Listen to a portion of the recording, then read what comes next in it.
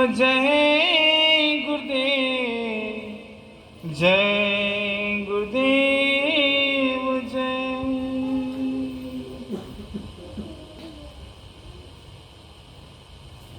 परम संत सदगुरु दयाल मेरे परम पिता परमेश्वर बाबा जय गुरुदेव जी महाराज के चरणों में मेरा अनंत कोटि कोटि प्रणाम। उनके आध्यात्मिक उत्तराधिकारी समय के सदगुरु संत उमाकांत जी महाराज के भी चरणों में मेरा कोटि कोटि प्रणाम। और जिनकी प्रेरणा से जो भी मैंने कहना या बोलना सीखा है, उस देवू सरकार के भी चरणों में मेरा सादर जय गुरुदेव।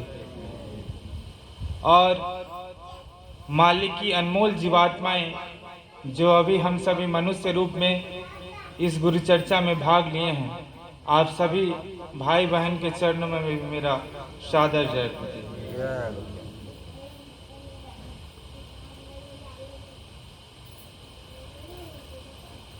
मेरे प्यारे भाई बहन,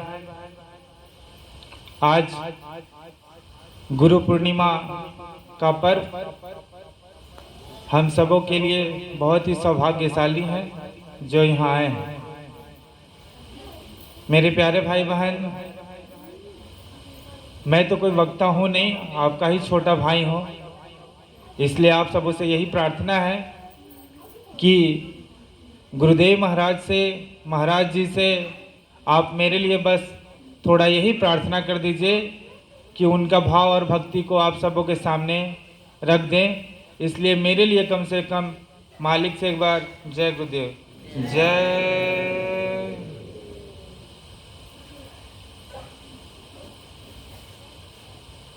तो आज का जो दिन हम सबों के लिए बहुत ही भाग्यशाली दिन है, क्योंकि देखिए दिन तो 365 दिन साल में होते हैं, लेकिन अगर कोई अपना दिन हो तो उसके लिए सबसे अहम दिन आज हम लोगों का मनाया जाता है। क्योंकि हम लोग जो है मालिक का बंदा है और उनको याद करने के लिए आज गुरु पूर्णिमा है। और संतमत जिस रास्ते पे हम लोग सत्संग में चले हैं, इस रास्ते में गुरु का बहुत ही बड़ा दर्जा है। हम लोग हमेशा सत्संग में सुनते आते हैं, सत्संग में सीखते भी हैं कि गुरु ही सर्वोपरि है हम लोगों के लिए, उससे ऊपर कोई नहीं है। तो इसलिए आज का दिन हम सबों के लिए सबसे बड़ा दिन है, अहम दिन है।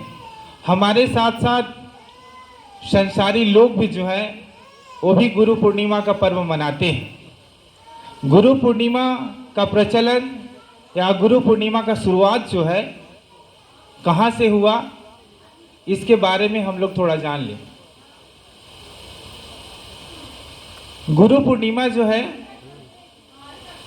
आषाढ़ जो होता है उसके शुक्ल पक्ष के पूर्णिमा तिथि को मनाया जाता है। हम लोग जानते हैं कि दो पक्ष होता है, एक शुक्ल पक्ष होता है और एक कृष्ण पक्ष होता है महीने में। शुक्ल पक्ष जिसको हम लोग अजुरा के भी नाम से गांव में जानते हैं, और एक कृष्ण पक्ष होता है जिसमें अंधेरा रहता है। तो शुक्ल पक्ष की पूर्णिमा तिथि को गुरु पूर्णिमा मनाया जाता है, आषाढ़ मास का जो होता है। और मान्यता ऐसा भी है कि ये वेद व्यास जो थे, जो वेदों की रचना किए हैं, हम लोग जो 4 वेद है उसकी उनके जन्मदिन के अवसर पे हम लोग गुरु पूर्णिमा को मनाते हैं। क्योंकि जिस तरह हम लोग कोई भी सामान लेने के लिए जाते हैं तो हम लोग को क्या होता है, उसके साथ साथ एक मैनुअल मिलता है। कोई मशीन खरीदते हैं तो उसमें एक पर्ची रहता है। कोई भी प्रोडक्ट आज अगर हम लोग खरीदते हैं तो उसके साथ एक मैनुअल होता है कि आपको अगर इस ढंग से चलिएगा तो मशीन आपका चलेगा, ज़्यादा दिन तक चलेगा, अच्छे से चलेगा। उसी तरह जो है हमारे जीवन का भी मैनुअल जो है, ये करने का, जिंदगी जीने का भी जो तरीका है, उसका जिक्र हम लोग को कहाँ है, वेदों में है, भागवत में है। उसमें बताता है हर एक प्रॉब्लम का सॉल्यूशन वहाँ पर उसमें बताया गया है तो जो भागवत था वो वेद जो था, जिसकी रचना जो थे वेद व्यास किए थे, और जिनकी जन्मदिन के उपलक्ष्य में हम लोग गुरु पूर्णिमा का पर्व मनाते हैं, संसारी व्यक्ति भी मनाते हैं। और गुरु और शिष्य की परंपरा जो है सदियों पुराना है, चलते आया है, ये हमेशा हम लोग सत्संग में सुनते आते हैं। मेरे प्यारे भाई बहन, आज ये भी जानने का ज़रूरत है कि हम गुरु से कितना प्रेम करते हैं। ये आज यहाँ पर बैठ कर के हम लोग को दिखाई दे रहा है कि कितना प्रेम है लोगों को गुरु से। हम लोग ये भी जानते हैं कि कुछ भी हमारे साथ नहीं जाने वाला है, लेकिन उसके बावजूद भी हम लोग पीछे पीछे संसार के पीछे ही दौड़ रहे हैं। क्या फ़ायदा होगा ऐसे नामदान और ऐसे भक्त बन करके कि मालिक को याद करने के लिए हमारे पास समय नहीं है, तो ऐसी भक्ति से हम लोग को क्या लाभ होगा। इसलिए मेरे प्यारे भाई बहन, आप सबों से प्रार्थना है कि गुरु भक्ति करें, गुरु भक्ति पर ध्यान दें, तभी हम लोग अपने जीवन में आगे बढ़ पाएंगे, आगे चल पाएंगे। नहीं तो कुछ भी हमारे साथ जाने वाला नहीं है और नहीं कुछ हो सकता है। रेडियो भी नहीं सुन रहा है। तो इसीलिए मेरे प्यारे भाई बहन, हम लोगों को जो है आज गुरु पूर्णिमा के अवसर पर ये संकल्प लेने की ज़रूरत है कि हम लोगों को जो है गुरु महाराज का जो आदेश है, गुरु भक्ति का मतलब ही है कि गुरु का आदेश का पालन करना। तो हम लोगों को जो है गुरु के प्रति, गुरु के आदर्श के प्रति हम लोगों को लगे रहना चाहिए। और साथ ही साथ हम लोगों को ये भी सोचने की ज़रूरत है कि ज़िंदगी में जब हमारे साथ कुछ जाने वाला नहीं है, तो गुरु का वचन का ही हम लोग पालन करें और उसके साथ ही आगे बढ़ें, तभी हम लोगों का कल्याण हो सकता है, तभी हम लोग आगे चल सकते हैं। तो बोलिए जय गुरुदेव, जय गुरुदेव। क्योंकि संतमत में जो है बहुत सी गुरु शिष्य परंपरा रहा है, और हम लोग हमेशा प्रार्थना में भी बोलते हैं कि गुरु ब्रह्मा गुरु विष्णु गुरुदेव महेश्वरा गुरु साक्षात पारब्रह्म तस्मै श्री गुरुवे नमः। तो हम लोग जो है गुरु को जो है भगवान से ऊपर का दर्जा दिए हैं। तो आखिर क्यों दिए हैं, इसके बारे में तो हम लोग को जानने की जरूरत होता है कि आखिर गुरु तो हम लोग भगवान से भी ऊपर क्यों है, और भगवान भी बोलते हैं कि गुरु ही सबसे बड़ा होता है। इसका एक कहानी है, आप लोग सुनिए। उससे एक बार क्या हुआ कि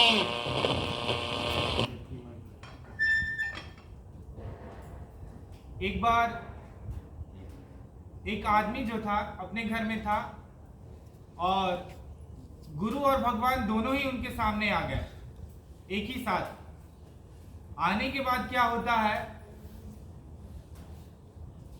कि आदमी जो होता है वो पहले भगवान के शरण में पड़ता है। शरण में जैसे ही पड़ता है तो भगवान बोलते हैं कि आप गुरु के पास जाओ, गुरु को पहले प्रणाम करो। वो व्यक्ति उठता है, गुरु को प्रणाम करने के लिए चला जाता है। फिर गुरु बोलता है कि नहीं, आप जाकर के भगवान के पास चले जाओ, क्योंकि भगवान आपको बनाया है। फिर वो व्यक्ति उठ करके भगवान के पास जाता है। फिर भगवान बोलते हैं कि तुम गुरु के पास जाओ। फिर वो व्यक्ति जो है गुरु के पास जाता है। भगवान बोलते हैं कि गुरु ही तुमको बताया है मेरे बारे में। फिर वो व्यक्ति गुरु के पास जाता है, लेकिन फिर गुरु कहते हैं कि आप भगवान के पास जाओ, क्योंकि यही बनाया, यही इस दुनिया में आप लोगों को लाया है। वो फिर व्यक्ति जाता है भगवान के पास। अब भगवान बताते हैं कि ठीक है, हम तुमको बनाए हैं, लेकिन बनाने के पीछे जो है उसके साथ साथ मेरा कुछ नियम और कानून भी है कि अगर तुम अच्छा कर्म करते हो तो तुमको स्वर्ग मिलेगा, वैकुंठ मिलेगा, धन संपत्ति मिलेगा, राजभोग मिलेगा।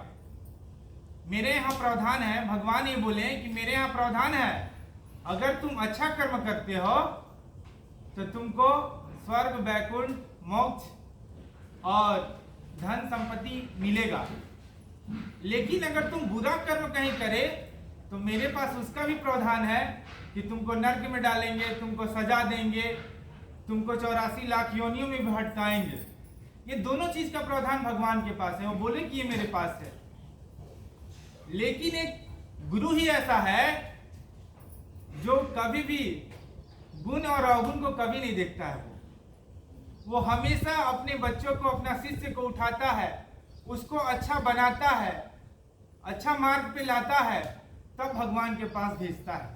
इसीलिए भगवान बोलते हैं कि तुम मेरी पूजा मत करो, तुम गुरु की पूजा करो, क्योंकि गुरु जो है वो खराब से खराब व्यक्ति को भी अच्छा बना देता है और भगवान के पास भेज देता है। इसीलिए मेरे प्यारे भाई बहन, गुरु का स्थान जो है, भगवान भी गुरु को ऊपर बताते हैं अपने से, क्योंकि गुरु जो है कभी भी खराब व्यक्ति को भी पकड़ करके भी अच्छा राह पर वो ले लाते हैं। इसीलिए भगवान को जो है, गुरु को जो है भगवान से ऊपर बताया गया है।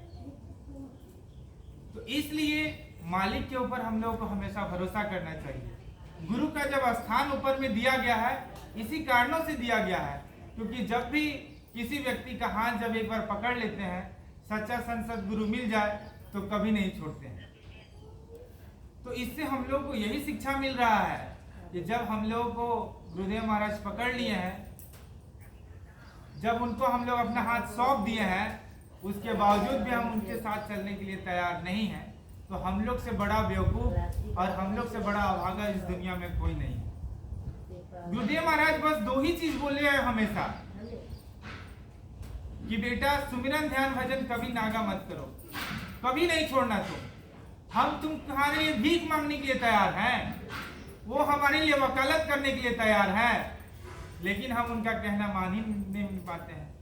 अगर मानते तो आज जो जितने भी नामदानी हैं या जितने भी गुरु भक्त हैं, कम से कम उनका दिवस मनाने के लिए जरूर यहाँ पर आते। तो कितना भक्ति हम लोग करते हैं ये हम लोग को खुद जानने की जरूरत है। और संसार के पीछे हम लोग तो वही बहेलिया और चिड़िया वाला कहानी हो गया कि जैसे कि एक सब जानता था कि शिकारी आएगा, जाल डालेगा, उसमें फंसना नहीं है। बार बार बोलते बोलते हम लोग उसमें फंसते चले जा रहे हैं। तो जिंदगी बस वही हम लोग बना करके अपना रख दिए हैं, वहां से आगे निकलने वाला नहीं है। इसलिए मेरे प्यारे भाई बहन, आप सबों से हाथ जोड़ करके प्रार्थना अभी भी है कि अभी भी वक्त है, हम लोग संभल जाए, हम लोग सुधर जाए, नहीं तो जिंदगी का कोई भरोसा नहीं है। कब चले जाएंगे यहाँ से कोई नहीं जानता। इसीलिए आप सबों से हाथ जोड़ करके प्रार्थना है कि गुरु भक्ति करें, गुरु भक्ति पर विशेष ध्यान दें। गुरु दिवस है, आज से कम हम लोग ये संकल्प लें कि गुरु का आदेश का पालन करें। और इतना दिनों में ये तो हम सबों को पता चल ही गया होगा, इतना अनुभव तो हो ही गया होगा कि गुरु की दया के बिना हम लोग एक पग नहीं बढ़ा सकते, एक कदम जिसे कहते हैं वो नहीं बढ़ा सकते हैं हम लोग। तो भाई हम लोग को पार लगाने वाले ही गुरुदेव महाराज हैं। हम लोग को इस नैया को पार लगाने के लिए जब वही है, तो हम लोग इधर उधर कितना भी हाथ चला लें, कहीं कुछ हासिल होने वाला नहीं है। हम लोग इतना दिन के सत्संग में ये भी जान गए हैं कि इस संसार से हम रत्ती भर यहाँ से उठा करके कुछ नहीं ले जा सकते हैं, तो फिर संसार के पीछे भागने से क्या फायदा। हम इतना भी जान गए हैं कि हम अमर हैं। सुनने में थोड़ा अटपटा लग रहा होगा कि अमर है। हम सत्संग में हमेशा हम लोग गुरु चर्चा में ये चर्चा करते आए हैं कि हम जब भी बात करें तो किसके बारे में बात करें? जीवात्मा। हमारे जो दोनों आंखों के बीच में जो बैठा है वो जीवात्मा, हमारा पहचान ही जीवात्मा है। हम लोग न जाने कितने करोड़ों वर्षों से, कितने जन्मों में जन्म लेकर के आए हुए हैं इस मनुष्य तन में, हम लोग को खुद नहीं पता। हम लोग आज करके उस मोबाइल और सिम की तरह है। अभी जीवन जो है, जीवात्मा जो हमारे अंदर बैठा है वो सिम है, और ये जो शरीर जो है वो फोन है।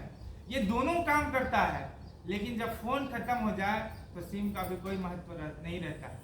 उसी तरह जिस दिन ये जीवात्मा यहाँ से निकल गया, दूसरा कपड़ा बदल लिया, उस दिन हम लोग का भी कोई मतलब नहीं रह जाएगा। इसीलिए गुरुदेव महाराज बताते हैं क्या कि कर ले निज काम जवानी में, दो पल की जिंदगानी में। अपना जो काम है निज काम, अपना ये जीवात्मा का काम किसमें कर ले निज काम जवानी में, दो पल की जिंदगानी में। दो ही पल है हमारे जिंदगी में। आप सोचते होंगे कि बुढ़ापा आएगा और हम लोग सुमिरन ध्यान भजन कर लेंगे, कभी नहीं हो पाता। अभी हम लोग जब सुमिरन ध्यान भजन के लिए बैठते हैं तो अभी नहीं बैठ पाते हैं। हम लोग 10 मिनट बैठते हैं, 10 मिनट में सोचते हैं कि हो गया मेरा भजन। वो 10 मिनट तो ऐसे ही इधर उधर की बातों में ही निकल जाता है। भजन हम लोग कर कहाँ पा रहे हैं, और उसके एवज में चाहते हैं कि गुरुदेव महाराज हमको धन दे दे, संपत्ति दे दे, हमारा दुख हर ले। ऐसा नहीं हो सकता। तो जब तक हम लोग गुरु आदेश का पालन नहीं करते हैं, जब तक हम लोग गुरु भक्ति नहीं करते हैं, हमारी नैया पार नहीं हो सकती है। एकदम गांड बांध करके इस चीज को आप लोग सुन लें। नहीं तो बार बार हम लोगों को सत्संग में आने के लिए इसीलिए जरूरत है क्योंकि कब गुरुदेव महाराज की बातें, कब महाराज जी की बातें हम लोग को चोट कर जाएं, ये कोई नहीं जानता। इसीलिए कम से कम आज जो है, ये जो गुरु पूर्णिमा है, इसके ऊपर, इसके अवसर पे गुरुदेव महाराज से प्रार्थना करिए कि गुरुदेव महाराज हमको दया कर दीजिए कि कम से कम अभी भी समय है हम लोगों के पास, जितने भी लोग हैं आपका गुरु भक्ति कर ले। क्योंकि गुरु भक्ति का हम लोग को भीख हमेशा मांगते रहना होगा गुरुदेव महाराज से। हम लोग चाहेंगे कि हम लोग के हिसाब से गुरु भक्ति हो तो कभी नहीं हो सकता है, क्योंकि मन इतना चंचल है कि वो गुरु भक्ति में लगने ही नहीं देगा, सुमिरन ध्यान भजन में बैठने ही नहीं देगा, सत्संग में आने ही नहीं देगा, क्योंकि काल उतना ही तेज है। हम लोग जितने गुरुदेव महाराज की तरफ बढ़ते हैं, काल भी उतना ही तेज हम लोगों के पीछे भागता है। तो मेरे प्यारे भाई बहन, आप सबों से प्रार्थना है कि आप गुरु भक्ति पर विशेष ध्यान दें। आज गुरु पूर्णिमा के अवसर पर गुरुदेव महाराज से ये प्रार्थना करें कि गुरुदेव महाराज हमको गुरु भक्ति दे दीजिए, हमको भी शक्ति दे दीजिए कि हम जो है आपके लाइन पर निकले, आपको गुरु भक्ति कर सकें। बोलिए जय गुरुदेव, जय गुरुदेव, जय गुरुदेव।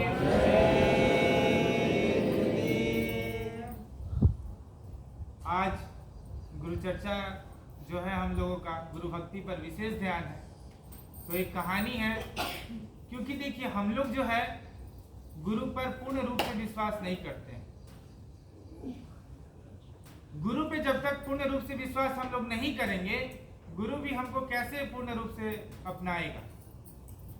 इसीलिए जो है एक कहानी है, हो सकता है आप लोगों ने सुना होगा।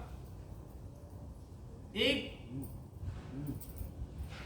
रामदास शिष्य थे, बहुत ही बड़ा गुरु भक्त थे, वो भी हरियाणा के थे वो। और एक समय की बात है, वो जो थे गांव में जो थे वो भिक्षा मांगा करते थे। भिक्षा मांग करके अपने आश्रम में लाते थे और आश्रम में संगत की सेवा किया करते थे। एक समय ऐसा हुआ कि वो भिक्षा मांगने के लिए जा रहे थे, भिक्षा मांगने के लिए एक द्वार पे गए और बोले कि गुरु हमारे समर्थ है, भिक्षा दे दो। फिर दोबारा बोले कि समर्थ गुरु हैं हमारे, आप हमको भिक्षा दे दो। तो दरवाजा खुला। दरवाजा खुलने के बाद क्या हुआ कि वहां पर एक तांत्रिक निकलता है। तांत्रिक का मतलब समझ ही रहे हैं, जो थोड़ा जादू टोना जानते हो, थोड़ा शक्ति हो जिसके पास, वो व्यक्ति वहां से निकलता है जहां पर भिक्षा मांगने के लिए रामदास जी जाते हैं। वहां पर ये कहानी देखिए इसलिए सुना रहे हैं क्योंकि गुरु के ऊपर विश्वास करना हम लोग को क्यों जरूरी है।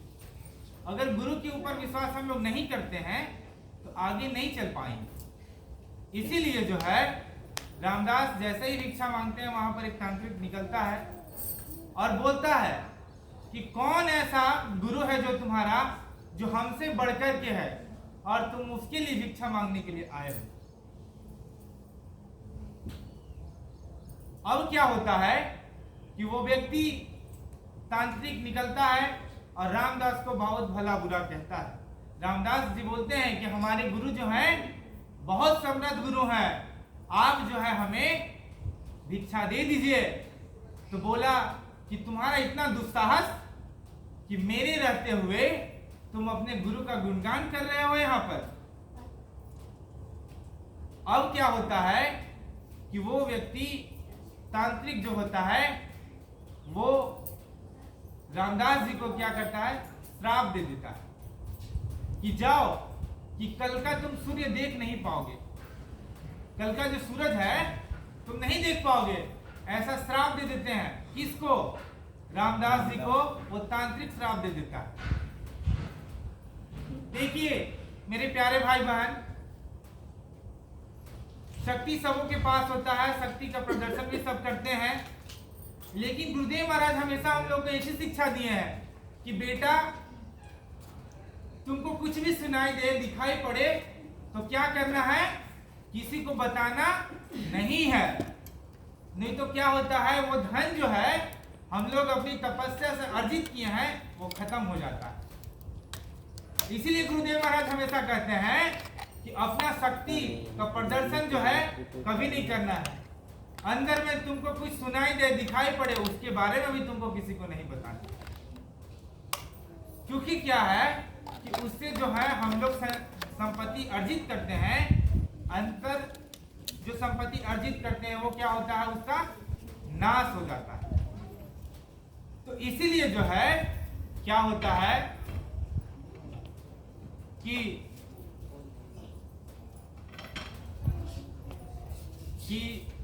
रामदास जी को वो तांत्रिक जो है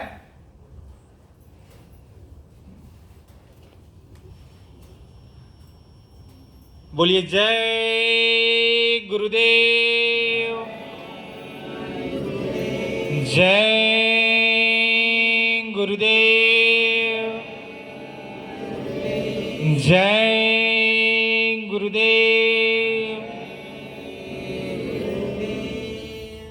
देखिए मेरे प्यारे भाई बहन, काल का जो है बहुत ही रूप है और वो कभी किसी भी रूप में हम लोगों के पास आ सकता है।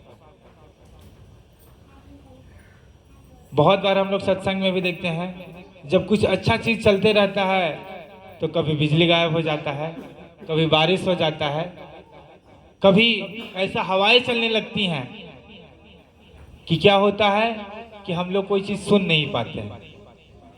तो जहां अच्छी चीज होने लगती है काल भी वहां पर आ जाता है, लेकिन वो अंदर प्रवेश नहीं कर पाता है।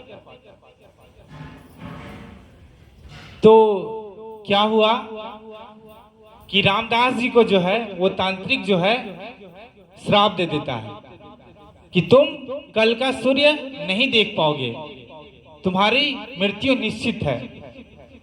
और वो तांत्रिक के पास कुछ शक्तियां थी, लेकिन रामदास जी के जो गुरु थे वो भी एक समृद्ध गुरु थे, पहुंचे हुए गुरु थे। अब क्या हुआ कि रामदास को बहुत चिंता हो गई। वहां से जैसे ही निकले वो कुछ दूरी पे जाने के बाद कुछ व्यक्ति लोग ये चर्चा करने लगे कि जो तांत्रिक है सही में शक्तिशाली है और ये जो कहता है वो हो ही जाता है, मतलब तुम अब नहीं जी पाओगे, तुम्हारा मृत्यु निश्चित है। मेरे प्यारे भाई बहन, इस जीवन से हर किसी को मोह है, प्रेम है, लेकिन जिसको सच्चा संत सदगुरु मिल जाए वो मरने से भी नहीं डरता है। क्योंकि अभी हम बताएं, क्योंकि हमारा पहचान क्या है, जीवात्मा। जो दोनों आंखों के बीच में जो बैठी है जीवात्मा, वही हमारी पहचान है। और जीवात्मा जो होती है अमर है, कभी भी नहीं मरती है। इसीलिए तो हम लोग डरते हैं। गुरुदेव महाराज बताते हैं कि तुम करोड़ों वर्षों से जन्म जन्मांतर से भटक रहे हो, तो क्या ये शरीर भटक रहा है हम लोगों का? क्या नहीं, दोनों आंखों के बीच में जो जीवात्मा बैठा है वो जन्मों जन्मों से भटक रहा है। इसको पीड़ा होती है, लाख 84 में जब जाते हैं नरकों में, इसको पीड़ा पहुंचती है। किसको? जीवात्मा को। तो हमारा पहचान क्या है? हम कौन है? जीवात्मा। मालिक का अंश है हम, वो जीवात्मा मेरी पहचान है। और हम लोग जन्म जन्मांतर से बिखरे हुए हैं। किससे? अपने परम पिता से। इसीलिए तो गुरुदेव महाराज देखते हैं ऊपर से, बोलते हैं कि 84 लाख योनियों से न जाने कितने करोड़ों वर्षों से तुम पड़े हुए हो। तो हमारी पहचान क्या है? जीवात्मा। देखिए, हम लोगों को जो है ऐसा समझने का प्रयास करें हम लोग कि घर में बैठे रहते हैं या किसी किसी से लड़ाई हो जाता है या कोई ऐसी बातें लग जाती है हमारी आत्मा को जो चोट कर जाती है। वो चोट हम किसी को दिखा नहीं सकते हैं, किसी को बता नहीं सकते हैं, लेकिन चोट हमको अंदर में लगता है। शरीर में कोई चोट लग जाए, कहीं कट जाए तो उसको हम लोग दिखा पाते हैं, लेकिन क्या आत्मा में कोई चोट लगता है तो दिखा पाते हैं? असहनीय होता है, उसको कोई कभी दिखा ही नहीं सकता है, नहीं बता पाएगा। तो किसको चोट लगता है? आत्मा को। वही चोट, वही दर्द हम लोग को नर को 84 में हम लोग को भुगतना पड़ता है, क्योंकि सशरीर जो है हम इस मर्त्य लोक से निकल ही नहीं सकते हैं, क्योंकि हमारा जो शरीर है वो तो यहीं रह जाना है। पंच भौतिक जो शरीर हमारा बना है यहीं रह जाएगा। यहां से क्या निकलता है? आत्मा हम लोग का निकलेगा, जो दोनों आंखों के बीच में बैठा है, जो अजर है, अमर है। तो गुरुदेव महाराज जो है हम लोग को यही तो सिखाए हैं, क्या? कि दुनिया मरने से डरे, मोह को बड़ा आनंद। दुनिया मरने से डरे, मोह को बड़ा आनंद। एक दिन जाना है रे वंदे, एक दिन जाना है रे वंदे, मिले परमानंद।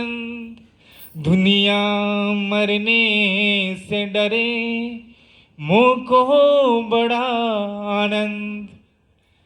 गुरुदेव महाराज तो जिस दिन से हम लोग नामदान लिए यही बताएं कि बेटा तुम शरीर हो ही नहीं, तुम तो आत्मा हो, और तुमको मरने से क्या डर? मरने के मतलब जीते जी भी तुम मर सकते हो। वही तो सिखाए हैं कि जीते जी प्रभु को प्राप्त करो। दोनों आंखों के बंद करो और ले चलो इसको अपने सफर पे, निकल जाओ यहां से। क्या डरते हो तुम? इसीलिए जो संत महात्मा होते हैं, जो पूरे संत होते हैं, जिनका पहुंच वहां तक है, वो रोज जीते हैं, रोज मरते हैं, मरने से डरते ही नहीं हैं। जिस दिन आपको यह एहसास हो जाए कि ये शरीर जो है यहां से जाने वाला है ही नहीं, हमारा पहचान तो है, वो जीवात्मा है, उसका देखभाल गुरुदेव अभी भी कर रहे हैं, और हमारे मरने के बाद वही लेकर के जाएंगे। उस दिन आपको इस शरीर से मोह ही नहीं रह जाएगा। लेकिन हम लोग वहां तक पहुंच ही नहीं पाते हैं, उस सोच तक पहुंच ही नहीं पा रहे हैं। इसीलिए मेरे प्यारे भाई बहन, हमको जितना इस शरीर से मोह होगा उतना ही संसार से भी मोह होगा। और जब तक संसार से मोह है तब तक हम लोग गुरु को पूर्ण रूप से याद नहीं कर सकते हैं, नहीं कर पाएंगे। हम लोग गुरु को याद तो करते हैं लेकिन पूर्ण रूप से याद नहीं कर पाते हैं, क्योंकि हम लोग का मन जो है, हम लोगों का शरीर जो है वो लगा हुआ है कहाँ? संसार में। और लगे भी क्यों नहीं भाई? गुरुदेव महाराज कहते हैं कि बेटा 24 घंटा में से कम 2 घंटा हमको दे दो तुम। 22 घंटा तुम किसके साथ रहो? जो संसारिक लोग हैं उनके साथ रहिए। लोग रहते हैं तो जिसके साथ ज्यादा समय हम लोग बिताएंगे उसके बारे में ही सोचेंगे। तो हम लोग क्या करते हैं, ज्यादातर समय जो है इस शरीर को लिए ही देते हैं। इसलिए संसार की बातों के में हम लोग उलझे रहते हैं, संसार को देखते रहते हैं, तो हम लोगों को जो है ये जानने का जरूरत है कि मालिक हम लोगों को हमेशा हर सत्संग में यही सिखाए हैं कि बेटा तुमको इस संसार की तरफ नहीं, तुमको तो इस जीवात्मा के उद्धार के लिए मेरी ओर देखना है। तो उनकी ओर कैसे देखेंगे? जब हम लोग उनका आदेश का पालन करते हैं, गुरु भक्ति करते हैं, तब तो उनकी तरफ देख पाएंगे, और नहीं तो जहां हैं हम लोग वहीं रह जाएंगे। इसलिए मेरे प्यारे भाई बहन, गुरुदेव महाराज बोले हैं कि तुम नियमित सुमिरन ध्यान भजन करो। कम से कम अगर हम प्रतिदिन करते हैं तो गुरु को याद करेंगे, गुरु हमको देखेगा। उसके बाद कहते हैं कि सेवा करो। सेवा का बहुत बड़ा लाभ है, आगे कहानी बताएंगे, मालिक की दया हुई तो। सेवा का बहुत बड़ा लाभ है हमारे जीवन में। सेवा से हमारा मन ठीक होता है, कर्म ठीक होता है, और बहुत बहुत बड़े कर्म को हम लोग नष्ट कर देते हैं। हम लोग न जाने कितने बुरे कर्म किए होंगे, कितने पाप कर्म कर देते हैं, लेकिन संत महात्मा क्या कराते हैं? संगत में जोड़ने के बाद हम लोग से सेवा करवाते हैं, हम लोग से पतल उठाते हैं, हम लोग से झाड़ू लगवाते हैं, दरी है करते हैं, दूसरों को भोजन पहुंचवाते हैं, शाकाहारी प्रचार कराते हैं, लोगों को शाकाहारी बनाने के लिए प्रेरित करते हैं। एक सब सेवा है। बोला जाता है कि अगर सबसे बड़ा धर्म है कोई, अगर जीवन में अगर सबसे बड़ा पुण्य कर्म है कोई, तो जीवों की रक्षा करना, जीवों को बचाना, ये सबसे बड़ा धर्म और सबसे बड़ा पुण्य है इस जीवन में, मानव धर्म के लिए। हम लोग जब शाकाहारी प्रचार करते हैं, अगर एक भी व्यक्ति के मन में हम लोग ये जगा देते हैं कि जीवों पर दया करना चाहिए, मांस मछली का त्याग करना चाहिए, तो उससे जो है वो व्यक्ति कितना गलत कर्म करने से बच जाता है। ये सेवा हम लोग से मालिक करा लेते हैं और हम लोग को पुण्य कर्म अर्जित करा करके सत्संग में बैठा देते हैं। और जब हम लोग सत्संग में बैठते हैं, जब उस मालिक को याद करते हैं, तो वो अपनी दया हम लोग के ऊपर बरसाता है। तो सेवा का बहुत बड़ा लाभ है हमारे जीवन में। हम लोग को हमेशा सेवा करते रहना चाहिए। मन जब भी खराब हो, मन जब नहीं करे सिमरन ध्यान भजन करने के लिए, पत्रिका देख लीजिए, गुरुदेव महाराज की पुरानी बातों को याद करिए, आपस में कुछ लोग बैठ करके बातें करिए, मन बनेगा। एक माहौल बनाना पड़ेगा। इसीलिए मेरे प्यारे भाई बहन, गुरु की बात को और गुरु भक्ति पर हम लोगों को रहना चाहिए। तो रामदास जो थे, जब लोगों ने बताया अब तो तुम्हारा जो जीवन है वो खत्म हो जाएगा भाई। क्यों? क्योंकि ये तांत्रिक जो है, इसके पास गुण है, ये चमत्कार कर सकता है और चमत्कार करता भी है। अब तुम्हारा बचना जो है वो मुमकिन नहीं है।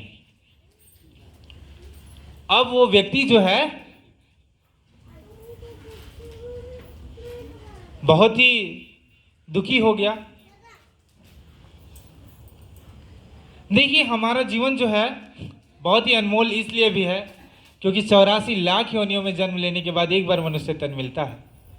मालिक भी बोलते हैं कि सबसे बड़ा अगर कोई जन्म है और सबसे अमूल्य कोई योनि है तो कौन है?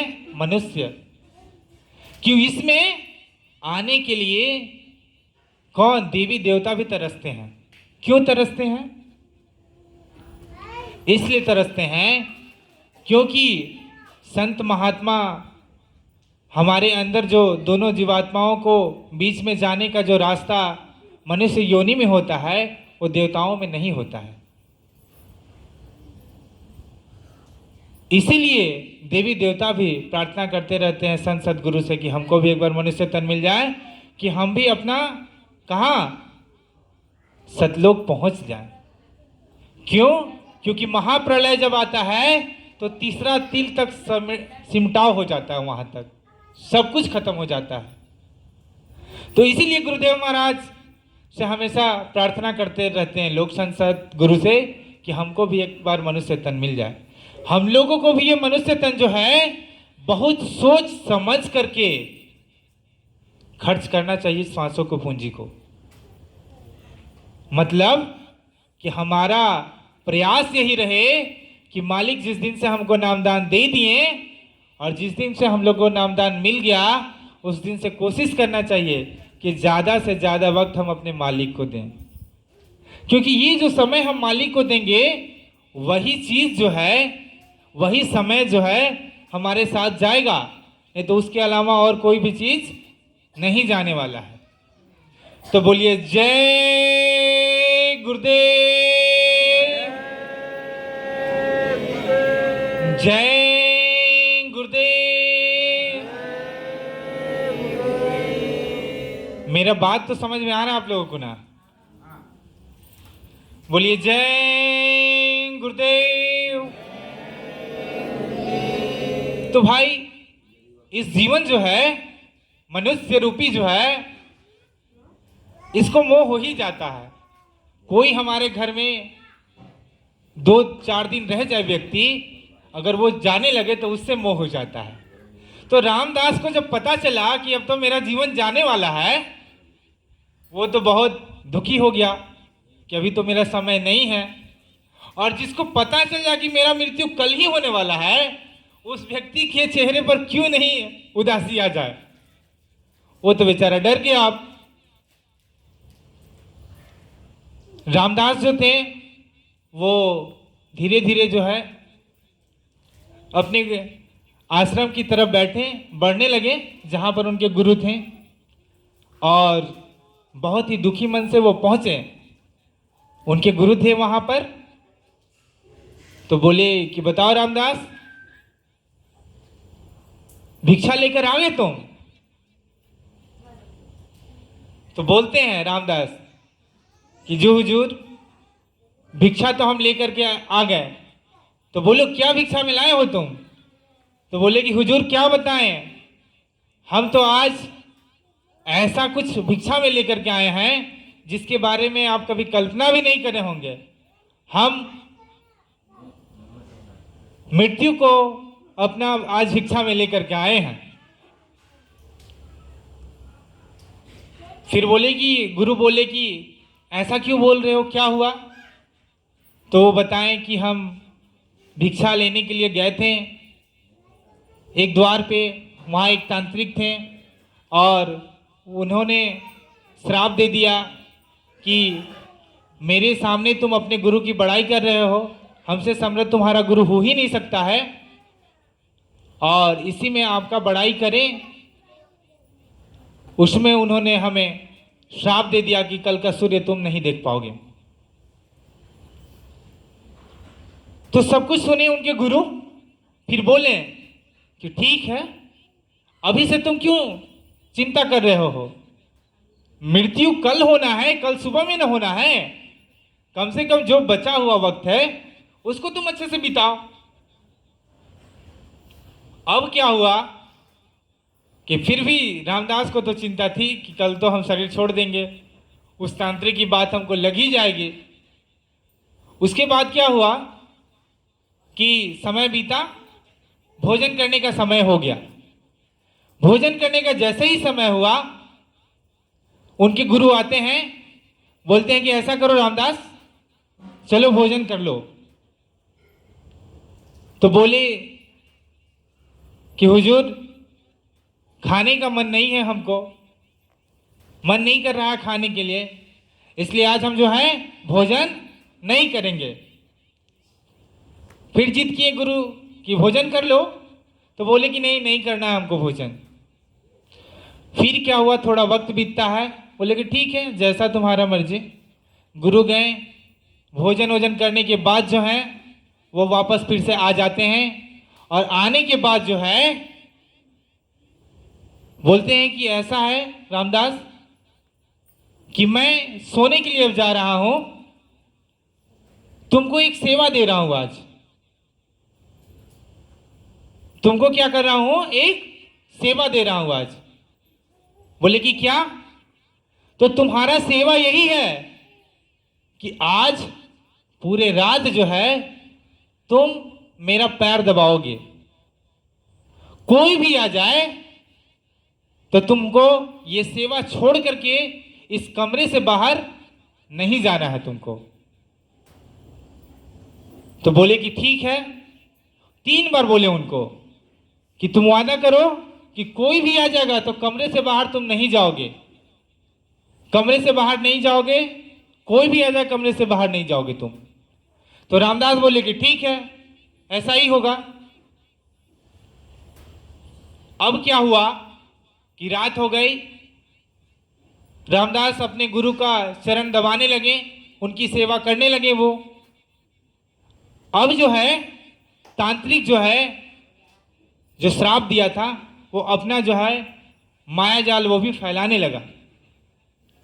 तो क्या किया कि पहला जो है माया से एक देवी को भेजता है और वो देवी के हाथों में बहुत ही धन संपदा रहता है, हीरे जवाहरात रहते हैं। और वो देवी आती हैं कहाँ? जहां रामदास अपने गुरु के चरणों की सेवा कर रहे थे, पैर दबा रहे थे, जहां पर उस दरवाजे की बाहर खड़ी हो गई देवी और बोली कि ऐसा करो रामदास कि ये देखो धन संपदा हम आपके लिए लेकर के आए हैं, आप इसको यहां पर आकर के ले लो।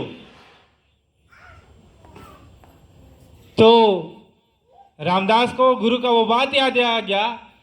गुरु बोले थे कि क्या कि तुम किसी भी सूरत में मेरा चरण का सेवा छोड़ करके नहीं जाएगा।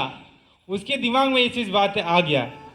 इसीलिए मेरे प्यारे भाई बहन, अगर गुरुदेव महाराज किसी चीज को बार बार रिपीट कर रहे हैं, महाराज जी अगर बार बार कह रहे हैं तो उसके पीछे कुछ ना कुछ रहस्य होगा। ये हम लोग को सोचने की जरूरत है। महाराज जी का कोई पत्रिका उठा करके देख लीजिए, गुरुदेव महाराज का कोई भी पत्रिका उठा करके देख लीजिए, कोई भी सत्संग उठा करके देख लीजिए, बोलते हैं कि सुमिरन, ध्यान, भजन और सेवा हम लोग को हमेशा करते रहना चाहिए। मतलब कोई ना कोई बात तो जरूर होगा। गुरु की बात में अपना दिमाग नहीं लगाना चाहिए, नहीं तो धोखा खाएंगे। तो क्या हुआ फिर? वो देवी आ गई, गुरु रामदास को अपना गुरु का बात याद आ जाता है। रामदास बोलते हैं कि देवी हमको तो धन चाहिए, लेकिन ऐसा करिए कि आप अंदर ही आकर के दे दीजिए। देखिए मेरे प्यारे भाई बहन, जहां गुरु रहे काल वहां आ नहीं पाएगा जब तक गुरु वहां रहेगा। जब तक अगर सच्चा संत सदगुरु हो, काल उसका बाल भी बांका नहीं कर पाएगा। हम लोग तो प्रार्थना में भी पढ़ते हैं ना कि काल से भी वो डरते नहीं हैं। कौन? जो सच्चा संत सदगुरु का भक्त जो होता है। तो वो देवी जो थी वहां से विलुप्त हो गई, नहीं आई वहां पर देने के लिए, क्योंकि वो आ ही नहीं सकती थी अंदर उस कमरे के अंदर में। तांत्रिक का पहला पासा जो है वो फेल हो गया। अब जो है वो क्या बोले? अब तांत्रिक जो है कुछ समय और बीता, तांत्रिक अब दूसरा पैतरा अपना अपनाता है और क्या करता है कि रामदास की मां के शक्ल का एक कन्या को, माने रामदास की माता का जो रूप बना करके भेजते हैं। कहाँ? दरवाजे पर। इसलिए भेजते हैं, वो जैसे ही उनकी माता के रूप में वो जाती है औरत, तो बोलती है कि बेटा तुमसे मिले हुए बहुत दिन हो गया है हमको, ऐसा करो तुम आ करके हमसे गले लग जाओ। रामदास बोलते हैं कि माँ मिले हुए तो हमको भी बहुत समय हो गया है, लेकिन क्या करूं माँ, गुरु का सेवा, गुरु का आदेश है कि हमारी चरणों की सेवा छोड़ करके कहीं जाना नहीं है तुमको। तो इसलिए माँ आज तो हम गुरु के आदेश के बंधन में बंधे हुए हैं, इसलिए ऐसा करो माँ तुम ही आकर के गले लग जाओ मेरा। वो तो काल माया की बनाई हुई थी, वो तो उसकी माँ थी नहीं, वो भी नहीं अंदर आ पाई। और वो भी फिर उससे वापस घूम करके चली जाती है। तांत्रिक का दूसरा पैतरा भी फेल हो जाता है, दूसरा प्रयास जो होता है उसका वो भी फेल हो गया। फिर तांत्रिक और समय बीतता है, लगभग सुबह होने वाला होता है। तांत्रिक जोर शोर लगा करके इस बार काल को ही रूप में भेज देता है वहां पर गेट पर, और बोलता है काल कि चलो तुमको लेने के लिए हम आए हैं। तो बोलते हैं रामदास जी कि ऐसा है कि आप काल हो या कोई भी हो, अभी हम गुरु का आदेश का पालन कर रहे हैं, उनकी चरणों की सेवा कर रहे हैं, इसलिए आप ऐसा करिए कि आप आइए यहीं से अंदर से आप हमको लेकर के चलिए। काल भी जो है वो बहुत प्रयास करते रह गया, लेकिन जो है वो अंदर नहीं आ पाया। अब थोड़ा देर में हो गया सुबह। सुबह जैसे ही होता है गुरु उठ जाते हैं, और गुरु जैसे ही उठते हैं तो बोलते हैं कि अरे रामदास, तुम्हारा तो आज मृत्यु होना था, तुम अभी तक जीवित हो। रामदास को सारी चीजें जो है समझ में आ जाता है कि आखिर गुरुदेव महाराज हमको क्यों बोले थे कि तुमको जो है चरणों की सेवा सारी रात करनी है, इसीलिए बोले थे। क्यों? क्योंकि हमारी जान को बचाना चाहते थे। तो मेरे प्यारे भाई बहन, अगर सच्चे संत सदगुरु पर हमारा विश्वास दृढ़ हो तो वो काल भी हमारा बाल और बांका नहीं कर पाएगा। लेकिन हम लोगों को गुरु के प्रति लगना होगा। आज गुरु पूर्णिमा है और गुरु महत्ता के बताने के बारे में, सुनाने के बारे में यही मेरा एक ही है। हम तो भाई कोई वक्ता नहीं है और नहीं हमको कुछ सुनाने आता है, लेकिन मालिक से प्रार्थना करते हैं कि हमारा कुछ प्रयास रहे कि उनका भाव आपके अंदर में कुछ जग जाए। तो मालिक का बहुत बहुत धन्यवाद हम करेंगे। उनकी दया है, वही वो बोलवा पाते हैं, नहीं तो मेरा कुछ औकात नहीं है भाई, हमको कुछ नहीं आता है बोलने के लिए। और जिस दिन जो ये सोच ले, क्योंकि देखिए मालिक का काम जो है किसी के बगैर बाकी नहीं रहता है, किसी के बगैर बाकी नहीं रहता है। आज जो था, आज मेरे यहाँ जो गढ़वा है वहाँ भी संगत में कल ही भंडारा होता है, जो महीने का पहला रविवार होता है, वहाँ भंडारा होता है हम लोग की संगत में। तो कल कुछ बिजी कार्यक्रम था, डीसी साहब का आना हुआ था उस दिन, उसके वजह से हम जा नहीं पाए थे, मेरा ड्यूटी लगा हुआ था। तो वो टाल करके जो है रख दिया गया आज के लिए प्रोग्राम की गुरु पूर्णिमा के अवसर पे ही हम लोग भंडारा का कार्यक्रम बना लेंगे। आज क्या हुआ, फिर बहुत महीनों से हम भी यहाँ नहीं आए थे, तो मालिक, और पता नहीं हमको भी जब चलना था तो काल मेरे भी अंदर में एकदम पूरा कर रहा था। दिन भर थके हुए थे, हम भी ड्यूटी करके आए हुए थे, दिन भर उनके साथ में थे। आने के बाद वहाँ से 50 किलोमीटर दूरी पर जो है ट्रेन के लिए हमको आना था, क्योंकि हमारे घर के पास से जो ट्रेन निकलती थी सब निकल गई थी। फिर काल बोलता कि अरे छोड़ो, इतना थके हुए हैं, क्या जाओगे सत्संग के लिए, छोड़ो फिर कभी चलेंगे। लेकिन हम बार बार बोले थे कि कुछ नहीं तो कम से कम गुरु पूर्णिमा में हम आएंगे यहाँ। बहुत बार यहाँ से बुलाया गया और कार्यक्रम में, लेकिन नहीं आ पाए। तो ये था कि मन में कि हमको जाना है गुरु पूर्णिमा में। फिर बात किए छुट्टी के लिए अपने वीडियो साहब से, तो वो भी बोले कि देख लो अगर छुट्टी, कल तो नहीं जाओ, कुछ काम है। फिर मेरा मन हुआ कि चलो नहीं जाते हैं जी, छोड़ो। तो काल जो है मन बदलते रहता है, लेकिन अगर गुरु पे विश्वास हो हमारा तो वो हमको आगे लाते ही हैं। सब काल को छोड़ करके गुरुदेव महाराज हम लोगों को रास्ता दिखाएंगे, लेकिन गुरु पे हम लोग को विश्वास होना बहुत जरूरी है। फिर क्या हुआ कि वहां से जैसे ही हम निकले, अगर हम 5 मिनट की देरी करते तो हमारी ट्रेन छूट जाती। तो मालिक पर विश्वास था कि मालिक अब जाना है, घर से निकल गए हैं तो हमको पहुंचाइए किसी तरह से। तो मालिक का दया हो गया, एक सज्जन व्यक्ति मिल गए। देखिए गुरु जो है हमारा कभी किसी भी रूप में आ सकते हैं। हमको लगता है कि गुरु से प्रार्थना करते हैं तो गुरु सशरीर आ जाएगा क्या मदद करने के लिए? नहीं, वो तो अंतर में हमारा बसा है। पता चला अभी हमको खाने का कुछ मन में है, हमको तेज भूख लगी है, हमको गुरु पर विश्वास है, तो पता चला कहीं जा रहे हैं, कोई गुरु भाई मिल गए, हमको हाल चाल हो गया, पता चला चलिए खाने के लिए। कभी कहीं हम हॉस्पिटल में जा रहे हैं, हमको खून की बहुत आवश्यकता है, गुरुदेव महाराज किसी को प्रेरणा दे करके भेज देंगे, चलो ले लो। तो वो गुरु का रूप ही है, हम लोग को समझना होगा। गुरु सशरीर हमारे पास कभी भी मदद करने के लिए नहीं आ सकते। वो किसी के अंदर प्रेरणा जगा देंगे, किसी के रूप में आ जाएंगे, तो गुरु किसी भी रूप में हमारे पास आ सकता है। काल भी वही है, काल भी हमारे पास किसी भी रूप में आ सकता है। काल कभी भी किसी के मन में कुछ भी उत्पन्न कर सकता है।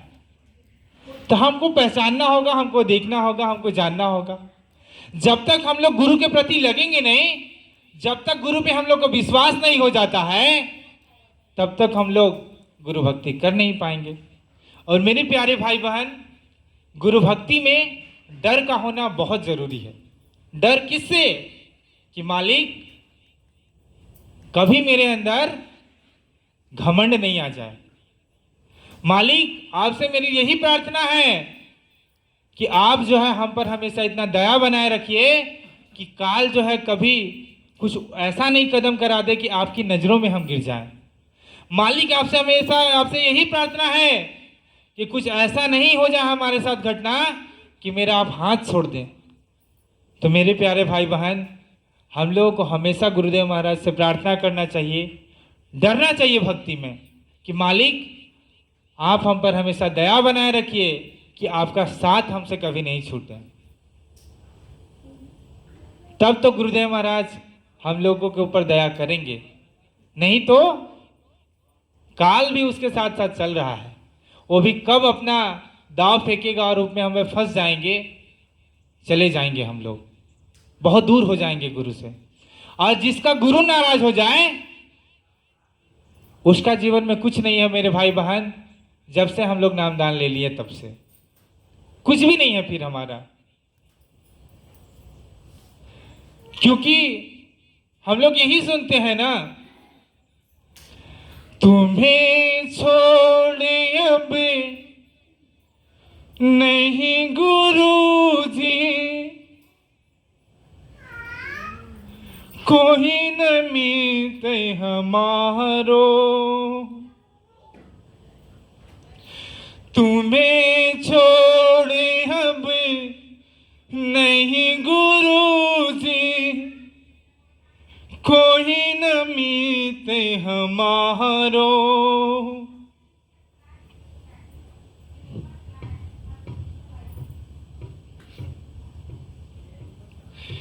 किसे के द्वारे जाए पुकारे, कोई न मेरे सहारो, अब तू आके बाँह पकड़ लो ओ मेरे गुरुवर, तुम हमारे थे गुरुजी, तुम हमारे हो, तुम हमारे ही रहोगे ओ मेरे प्रियतम। मेरे प्यारे भाई बहन, गुरु के अलावा हमारे जीवन में कोई भी नहीं है, और जब तक हम लोग उसको त्याग करके लगेंगे नहीं, तब तक वो हम लोग को प्राप्त भी नहीं हो सकता है। इसीलिए हम लोगों को अगर सब कुछ दान भी देना पड़ जाए तो भी हम लोगों को गुरु भक्ति नहीं छोड़ना चाहिए। ये आज का दिन जो है गुरु पूर्णिमा, बहुत ही बहुमूल्य दिन है हम सबों के लिए, हम गुरु भक्तों के लिए। इसीलिए गुरुदेव महाराज से प्रार्थना करिए कि गुरुदेव महाराज हमको अविरल भक्ति दीजिए, इतना प्रेम जगाइए मेरे मन में कि कभी हम आपसे बिछड़े नहीं, कभी भी हम आपसे अलग नहीं हो पाए। तभी तो मेरा जीवन सफल हो पाएगा, तभी तो हम लोग अपने जीवन में आगे बढ़ पाएंगे। नहीं तो जिंदगी बेकार है। इसीलिए हम लोगों को जो है जीवन में हमेशा गुरु की बात को, गुरु के वचन को याद करते रहना चाहिए।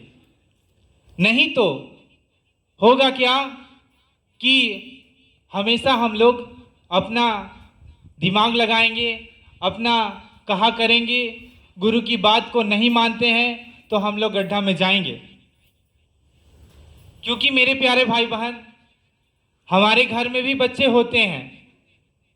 कुछ बच्चे कहना बहुत जल्दी मान जाते हैं, कुछ ढीठ किस्म के बच्चे होते हैं, कुछ जो बच्चे हैं कुछ भी कह लो सुधरने वाले नहीं हैं।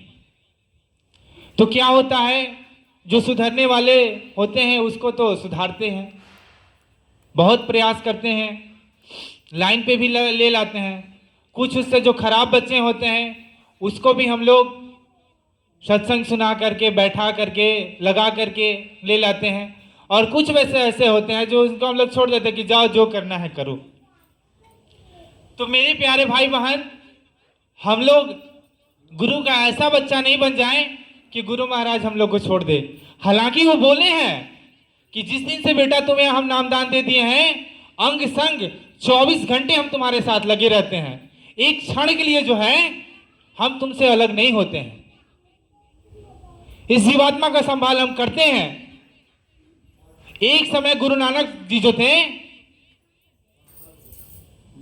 गुरु महिमा देखिए, पहुंचे हुए संत सदगुरु का इतना प्रभाव होता है कि मत कहिए।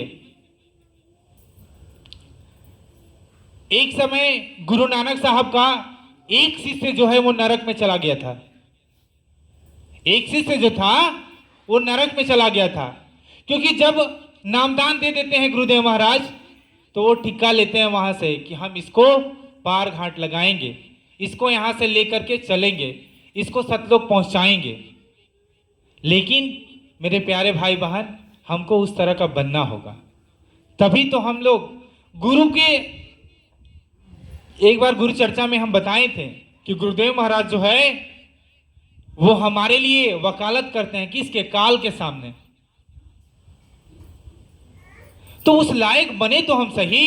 मेरे लिए गुरुदेव महाराज वकालत करते हैं, मेरे लिए गुरुदेव महाराज काल के सामने खड़े रहते हैं, वो टीका लेते हैं कि हम इसको पार लगाएंगे। लेकिन उस लायक बनना होगा मेरे प्यारे भाई बहन। तो उसको बनने के लिए गुरु का वचन का हम लोग को पालन करना पड़ेगा, तभी तो हम लोग कर पाएंगे। नहीं तो फिर कैसा भक्ति हम लोग कर पाएंगे? भक्ति ही नहीं हो पाता है। इसीलिए जब भी मौका मिले आप गुरु को याद करें, गुरु के बताए हुए रास्ते पर चले। तो क्या हुआ, एक समय कि गुरु नानक जी का एक शिष्य जो है वो नरक में चला जाता है, और गुरु नानक साहब भी पहुंचे हुए संत सदगुरु थे। वो अपने एक शिष्य को निकालने के लिए नरक से जब गए तो वहां पर जो उनका शिष्य था बोला क्या कि मैं अकेले यहां से नहीं जाने वाला हूं। क्या बोले कि मैं जो है यहां से अकेले जाने वाला नरक से नहीं हूं। तो गुरु नानक साहब एक शिष्य को बचाने के लिए उस नरक में जितने भी जीव थे उसको पार लगाए।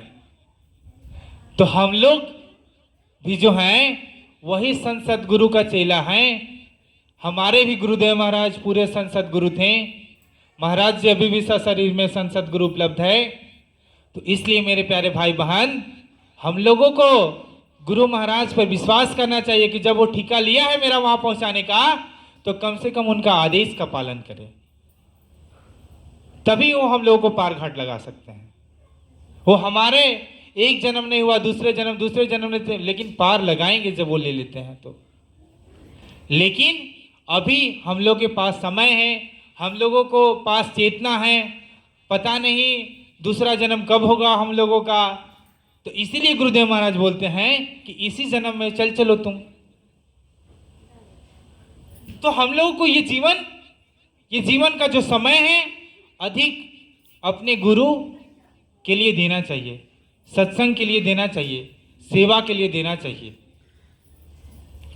बोलिए जय गुरुदेव, जय गुरुदेव।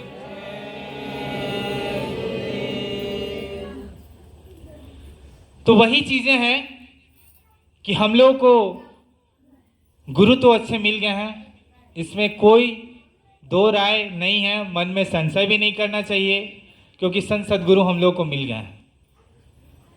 और जिन लोग तलाश में हैं उन लोगों के लिए भी अभी वर्तमान समय के संत सद्गुरु संत उमाकांत जी महाराज भी अभी भी शरीर में है। जिन लोग को तलाश है वो भी उनसे नामदान ले लें, वो भी पार घाट लग जाएंगे। और ये जीते जी प्रभु को प्राप्ति का रास्ता ले लें, क्योंकि हम लोग कितने वर्षों से जो हैं, कितने अरबों खरबों वर्षों से, कितने जन्मों से जो है 84 लाख योनियों में भटक रहे हैं। ये हम लोगों को तब पता चला जब हम लोग गुरु के शरण में गए, गुरु की बात सुने, हम लोगों को बताया, नहीं तो हम लोग का भी जीवन जो है वही पड़ा रह जाता संसारिक व्यक्तियों की तरह। तो इसीलिए मेरे प्यारे भाई बहन, आज का दिन और भी महत्व है। इसीलिए बार बार आज के दिन की महत्ता के बारे में बता रहे हैं, क्योंकि हम लोग सत्संगियों के लिए जो है गुरु से बड़ा कुछ नहीं है। और गुरु के चर्चा के लिए जो आज का दिन बनाया गया है, इससे बड़ा दिन हो भी नहीं सकता है। इसीलिए जो लोग नहीं आए हैं या उन लोगों के बारे में इतना ही सोच लीजिए कि अभी भी वो सांसारिक बंधन में हैं, काल के बंधन में फंसे हुए हैं। हम तो मालिक से ही प्रार्थना करेंगे, और मालिक आप भी प्रार्थना करिए कि मालिक आज जो जितनी दया बरसाएं हैं हम लोगों के ऊपर, आज आपकी चर्चा में जो हम लोग शामिल हैं, हे मालिक हमारे ऊपर इतना ही दया हमेशा करते रहिएगा कि कहीं भी सत्संग हो, प्रचार हो, सेवा हो तो हम लोग पहुंच पाएं। तो गुरुदेव महाराज जरूर दया करेंगे हम लोगों के ऊपर। तो वही चीज़ें हैं कि हम लोग को गुरु के बारे में जानना चाहिए, सच्चा संत सद्गुरु का तलाश करना चाहिए। क्योंकि गुरु जो हैं 7 प्रकार के हैं, इसके बारे में पहले भी गुरु चर्चा में बताए हैं कि 7 तरह के हमारे जीवन में गुरु होते हैं, और उन गुरु की महत्ता जो है हमारे जीवन में अलग अलग है। तो आज क्योंकि पहले तो ये बताइए, बोलिए जय गुरुदेव। इसमें सभी लोग नामदानी हैं आप लोग? इसमें सभी लोग नामदानी हैं आप लोग? जो जो होंगे हाथ खड़ा करेंगे। अच्छा, कुछ लोग हैं जो नामदानी नहीं है। तो देखिए, हमारे जीवन में जो है गुरु जो है 7 प्रकार के होते हैं, बहुत गुरु होते हैं। इसलिए आज थोड़ा सा चर्चा करते रहे, क्योंकि आज गुरु का दिन है। गुरु की चर्चा करने के लिए हम लोग बैठे हुए हैं। और हमारा जो है गुरु हमारे जीवन में कोई भी हो सकता है। गुरु का मतलब ही है जो अंधकार से प्रकाश की ओर लाए हमको। हम लोग के भी गुरुदेव महाराज वही करे हैं। ये काल रूपी अंधकार से वो परमात्मा रूपी प्रकाश की तरफ हम लोग को लेकर के जा रहे हैं। तो गुरु का मतलब ही है कि जो हमेशा अंधकार से प्रकाश की ओर ले जाए, वो गुरु है। तो सत्संग में, पत्रिका में बताते हैं, गुरुदेव महाराज जी भी हमेशा बताते हैं कि हमारे जीवन में जो है 7 तरह के गुरु है। देखिए, संशय वहां पैदा हो जाता है जब होता क्या है कि कभी कभी जो है हम लोग घर में बोलते हैं कि सबसे बड़ा गुरु माँ बाप है, उससे बड़ा कोई नहीं है। कभी कभी बोलते हैं कि हमारा जो गुरु है, गुरुमुख जिससे होते हैं हम लोग, गांव घर में बाबा लोग आते हैं, वही हमारे गुरु हैं। देखिए, सभी गुरुओं का अलग अलग महत्व है, अलग अलग दर्जा है। महाराज जी भी हमेशा बताते रहते हैं कि देखो जो जिस दर्जे का गुरु होता है उतना ही तक बताता है वो चीज को। जो रांची गया है वो रांची तक का ही रास्ता बता सकता है, जो कलकत्ता गया है वो कलकत्ता तक का ही रास्ता बताएगा, जो दिल्ली गया है वो दिल्ली तक का ही रास्ता बता सकता है। उसी तरह महाराज जी सत्संग में एक बताते हुए कह रहे थे कि मान के चलो प्राइमरी टीचर है, प्राथमिक विद्यालय में जो पढ़ाता है उसको उतना ही पढ़ाने का दर्जा प्राप्त है, इसलिए उतना ही बताता है। उससे ऊपर जो है मिडिल स्कूल में जब बात जाता है बच्चा, तो टीचर को उतना ही अनुमति होता है पढ़ाने के लिए, उतना ही पढ़ाता है। तो सभी गुरुओं का अलग अलग दर्जा है और सभी गुरु अलग अलग होते हैं। तो वही बताते हैं कि गुरु जो है हमारे जीवन में कितने हैं, 7 प्रकार के होते हैं। तो पहला गुरु कौन है? पहला गुरु पिता और माता जो है रक्त बीज के दाता। पहला गुरु कौन है? हमारे माता पिता है। क्यों? जिनके रक्त बीज से जो है हम लोग इस शरीर में आए हैं, हम लोग का जन्म हुआ है, वो पहला गुरु हमारे कौन हुए? माता पिता हुआ। और मेरे प्यारे भाई बहन, एक चीज जान लीजिए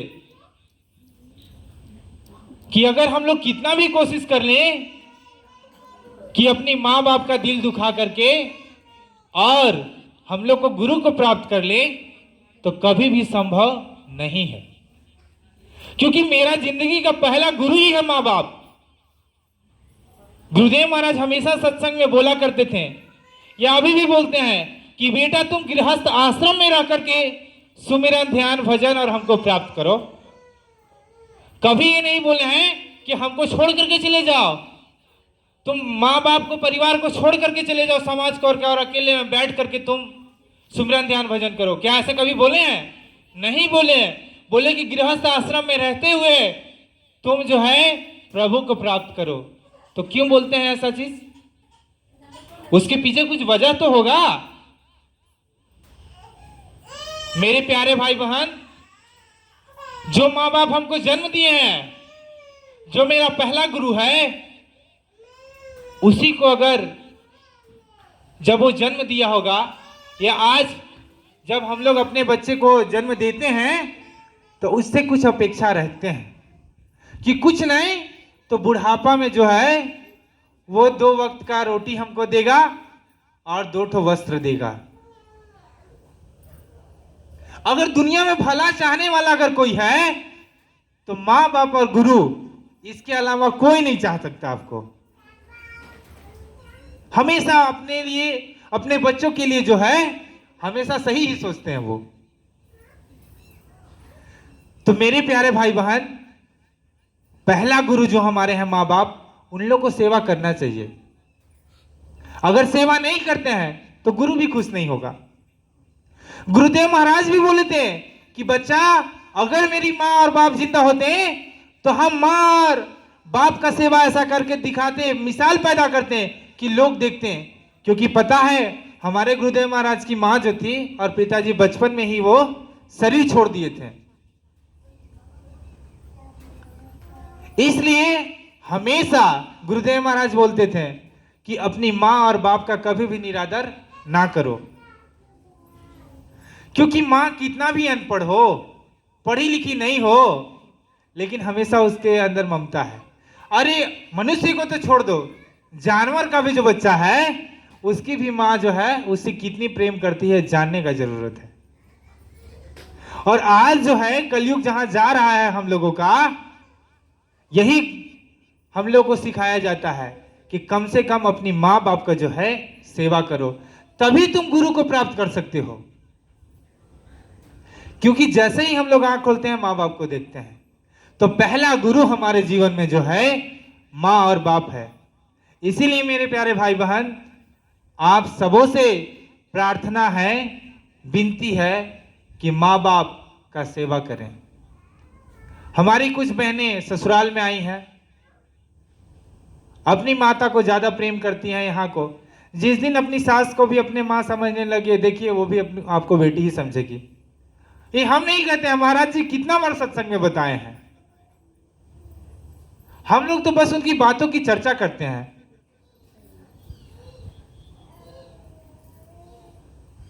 तो वही है, गुरुदेव महाराज बताते हैं, महाराज जी भी बताते रहते हैं कि बेटा, जिस दिन हमारी घर की बेटियां जब शादी होकर के कहीं जाती हैं, जिस दिन अपनी सास को, अपने ससुर को माँ बाप समझने लगे, आधा झगड़ा तो ऐसा ही खत्म हो जाएगा। आपके घर में जो आएगी, आपकी भाभी जो होगी, वो अपने सास ससुर को समझे माँ बाप, देखिए अलग ये होगा। मानते हैं मेरे प्यारे भाई बहन कि एक जनरेशन का गैप जरूर होता है, पीढ़ी का अंतर जरूर है, लेकिन माँ बाप ही होता है। आज मेरे घर में हम अपनी पत्नी से बहुत प्रेम कर लें, लेकिन अगर मेरी पत्नी मेरी मां को कुछ बोल दे तो तकलीफ तो हमको होगा ही। भले ही उसको कुछ बोल नहीं पाए, लेकिन अंदर में तो पीड़ा होता ही है। लेकिन आप सबों से हाथ जोड़ करके प्रार्थना है मेरे प्यारे भाई बहन कि आज हम किसी के बच्चे हैं, हमारे भी बच्चे होंगे, हम भी कभी बूढ़े होंगे, तो वही करेंगे जो आज हम लोग अपने बच्चे को दिखाएंगे। तो संस्कार तो पैदा करना होगा। सत्यों की तैयारी हम लोग करते हैं, तो संस्कार जो अपने बच्चों में तो पैदा करना होगा। और ये चीजें जो हैं कौन कर सकता है? हम ही लोग कर पाएंगे, क्योंकि हम भी किसी के पिता हैं, हम भी तो किसी के लिए गुरु हैं। तो अपने बच्चों के लिए संस्कार पैदा करें, अपनी माँ बाप का सेवा करें। वो भी देखेगा कि मेरी दादा दादी का सेवा करे हैं मेरे पिताजी, हमको भी सेवा अपनी माँ बाप का करना चाहिए। तो पहला गुरु मेरे जीवन में जो है, हम सबों के जीवन में जो है, माता और पिता है, जिसको गुरुदेव महाराज भी बताते हैं कि ये सबसे बड़े होते हैं। अब जो है दूसरा गुरु भई वो दाई जो गर्भवास की मैल छुड़ाई। दूसरा गुरु के बारे में क्या है? दूसरा गुरु कौन है? तो वो दाई है। कौन दाई? जब मां के गर्भ से हम बाहर आते हैं तो हमको, हमारे शरीर में बहुत गंदगी रहती है, जो गंदगी को साफ करती है। हॉस्पिटल में चले जाए तो नर्स लोग होती है, पहले गांव घर में दाई होती थी। तो दूसरा गुरु उसको भी बताते हैं गुरुदेव महाराज कि दूसरा गुरु भई वो दाई जो गर्भवास की मैल छुड़ाई। सोचिए, हम लोग गुरु किसको किसको मानते हैं और कैसे कैसे मानते हैं, और संत महात्मा किसको गुरु बताते हैं, उनके दर्जा के बारे में भी सोच लीजिए। तो दूसरा गुरु कौन है? वो दाई है जो गर्भवास की हम लोग की मैल छुड़ाती है, हम लोग को साफ सुथरा करती है। क्योंकि देखिए, गुरु पहचानने में जो है हम लोगों को भूल ना हो, सच्चा गुरु की तलाश करें, यही बताना मेरा मुख्य उद्देश्य है माली का इस चर्चा में, इस जो पंक्ति है उसके माध्यम से। तो दूसरा गुरु जो है वो दाई है। तीसरा गुरु के बारे में बोलते हैं कि तीसरा गुरु ने नाम उचारा और गांव देश के लोग पुकारा। तीसरा गुरु कौन है? तीसरा गुरु वो है जो मेरा नामकरण करता है। नामकरण कौन करता है? कभी मां कर दिए, कभी पापा कर दिए, कभी कोई बुआ कर दी, मौसी कर दी, नाना कर दी, नानी कर दी। तो तीसरा गुरु ने नाम उचारा और गांव देश के लोग पुकारा। तीसरा गुरु कौन है? वो व्यक्ति है जो हम लोगों को नाम पुकारता है, नाम रखता है, जो वो भी एक हम लोग के लिए क्या है? गुरु है। चौथा गुरु ने शिक्षा दीना, तब संसारी वस्तु चीन्हा। चौथा गुरु कौन है?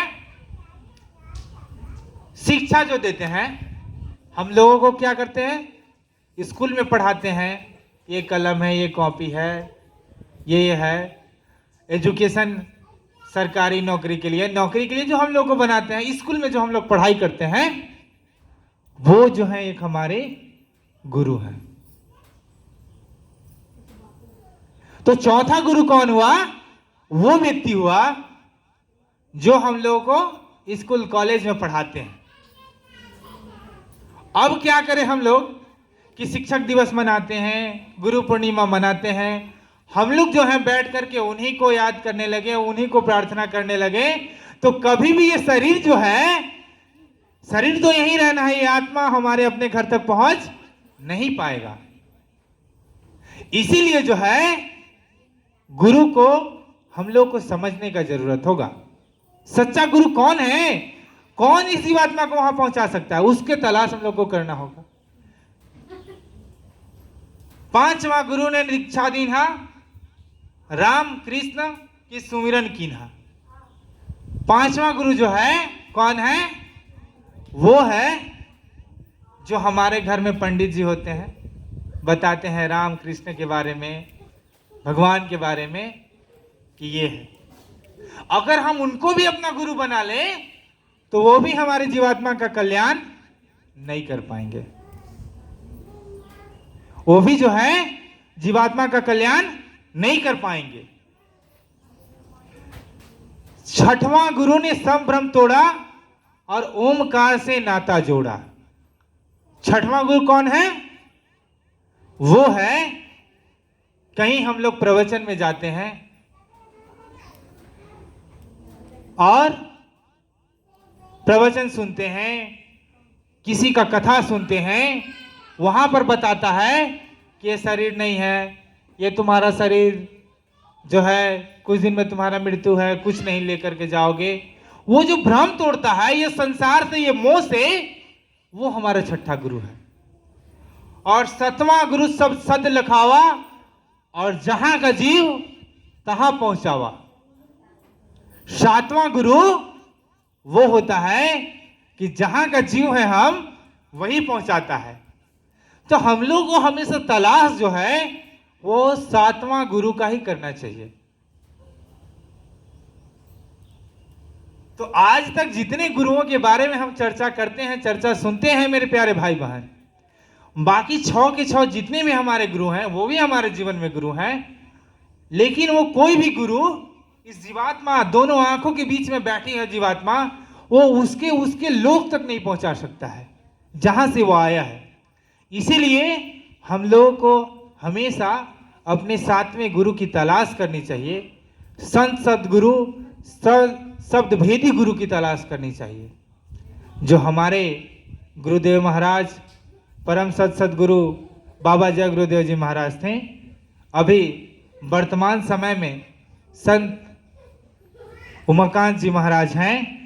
तो ऐसे गुरुओं की तलाश हमको करनी चाहिए कि जहां का जीव है वहां वो पहुंचाएं।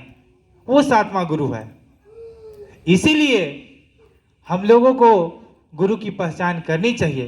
नहीं तो गुरुदेव महाराज बताते हैं कि अगर सच्चे गुरु की तलाश हम लोग नहीं करें, सच्चा संत सदगुरु नहीं मिले, तो यही होगा कि अंधा गुरु बहरा चेला और होए नरक में ठेलम ठेला।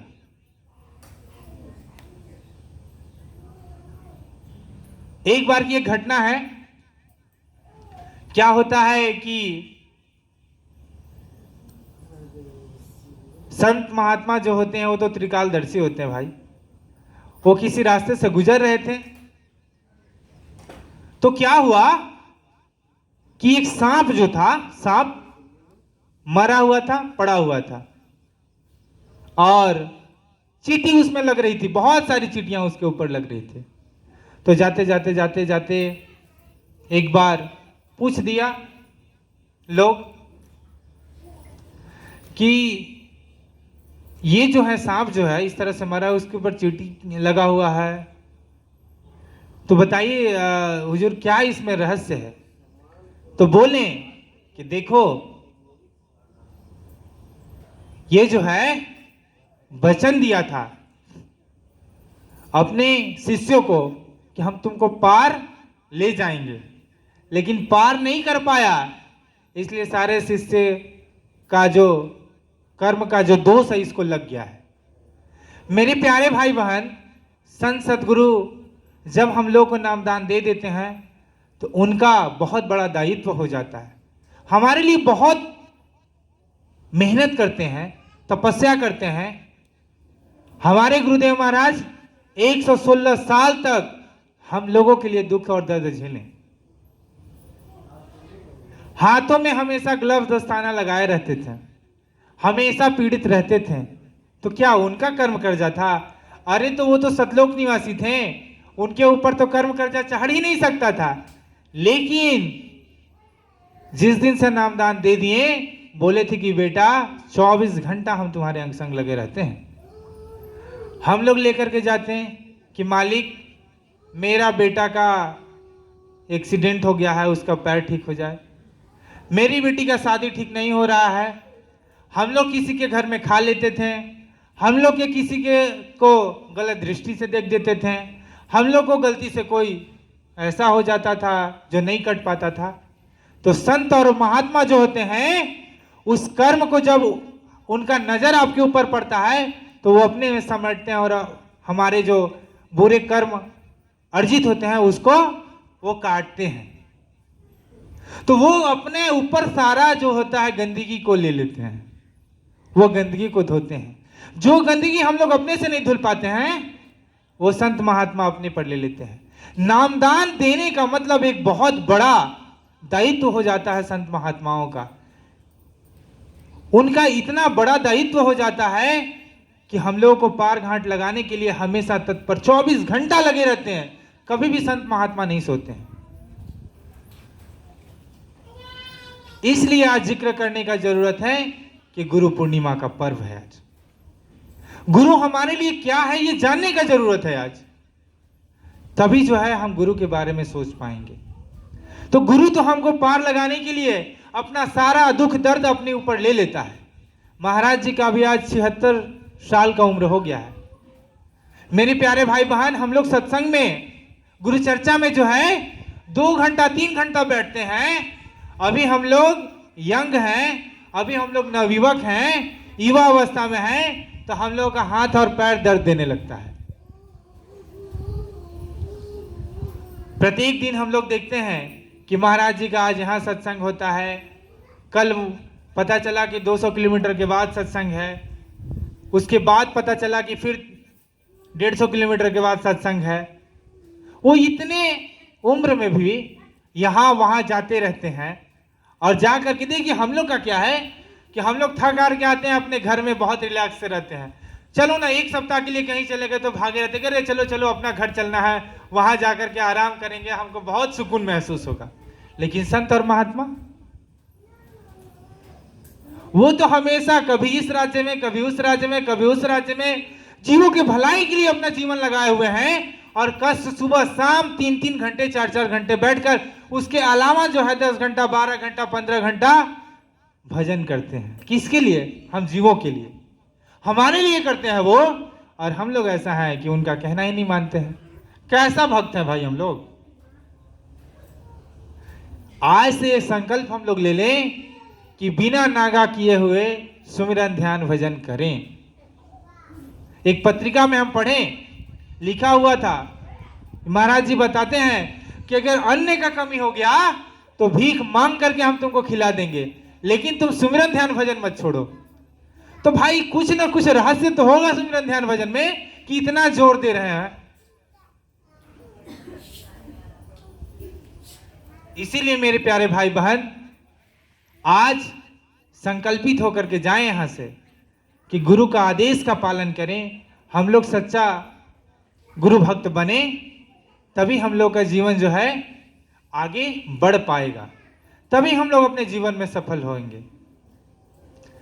क्योंकि गुरु के शरण में जब तेरा मन होगा, तब ही सफल तेरा जीवन होगा। गुरु के शरण में जब तेरा मन होगा, तब ही सफल तेरा जीवन होगा। समय का इंतजार नहीं कर रही है। कवि क्या कहता है कि बचपन बीता खेल में जवानी में तुम फूला, माया के गुलाम बन के प्रभु को तुम भूला। बचपन बीता खेल में जवानी में तुम फूला, माया के गुलाम बन के प्रभु को तुम भूला। आया बुढ़ापा कैसे सुमिरन होगा, आया बुढ़ापा कैसे भजन बनेगा, कैसे सफल तेरा जीवन होगा। तेरे तन मन का कोई न ठिकाना, एक न एक दिन है इसको छोड़ जाना। तेरे तन मन का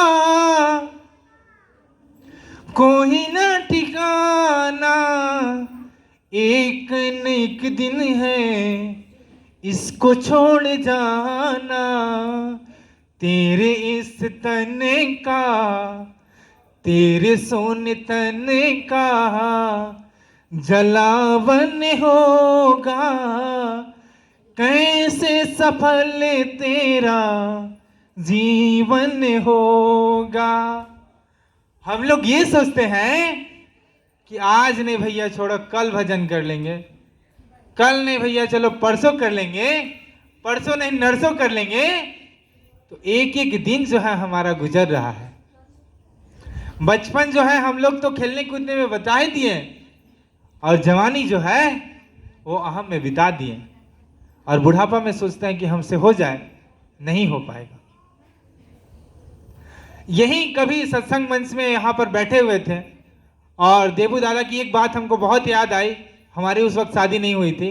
बोले थे कि तुम अपना भजन जो है अभी पका लो, अभी अपना भजन पका लो, बाद में बहुत काम आएगा। बातें नहीं सुधरते गया, देख धीरे धीरे धीरे समय निकलता गया। भजन को पकाना होगा मेरे प्यारे भाई बहन। देखिए हम लोग नाम के लिए, देखिए होता क्या है कि हम लोग से गुरु से सच्चा प्रेम हो ही नहीं पा रहा है। बातें ये हैं कि हम लोग गुरु से सच्चा प्रेम कर ही नहीं पा रहे हैं। हम हो, आप हो, कोई भी हो, सच्चा प्रेम हो ही नहीं पा रहा है।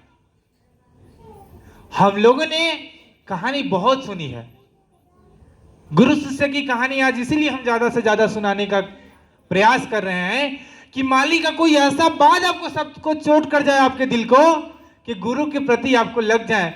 और आज हम लोगों को इस गुरु चर्चा, गुरु पूर्णिमा की इस अवसर पर आने का कोई ना कोई मतलब यहां से निकल करके जाए।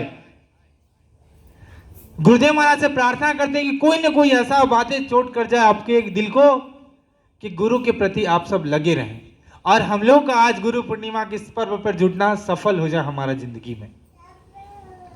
गुरु से इसलिए प्रेम हम लोग नहीं कर पाते हैं क्योंकि अगर हमको प्यास लग जाए तो हम लोग एकदम बेचैन हो जाते हैं। क्या बेचैन हो जाते हैं कि कहीं से पानी मिल जाए, 10 मिनट बर्दाश्त नहीं कर सकते हैं, 20 मिनट बर्दाश्त नहीं कर सकते हैं। हम लोग पानी मिलने के लिए तो बेचैनी सा हो जाता है कि अरे पानी कहीं से मिल जाए, कहीं से मिल जाए तो हम लोग पी लें। किसी से हमको प्रेम हो जाए, कोई भी व्यक्ति से हमको जब प्रेम हो जाता है तो दिन रात जो हम उसको याद करते रहते हैं। उसके लिए अपने माँ बाप परिवार सबसे लड़ जाते हैं, उसके लिए घर परिवार छोड़ करके निकलने के लिए सोच लेते हैं, उसके लिए दुनिया से लड़ जाते हैं कि गोली खाने के लिए तैयार हो जाते हैं। और वो साथ जाने वाली नहीं है, साथ जाने वाला नहीं है। जिस दिन इतना प्रेम हमको अपने गुरु से हो जाए उस दिन हमारा जीवन सफल हो जाएगा। निश्चित तौर पर सफल हो जाएगा। क्योंकि गुरुदेव महाराज बोले हैं कि बच्चा तुम 1 कदम मेरे ऊपर बढ़ाओ, मेरे तरफ बढ़ाओ, हम 10 कदम तुम्हारी तरफ बढ़ाएंगे। मेरे प्यारे भाई बहन, जिस दिन आपको इतना प्रेम हो जाए गुरु से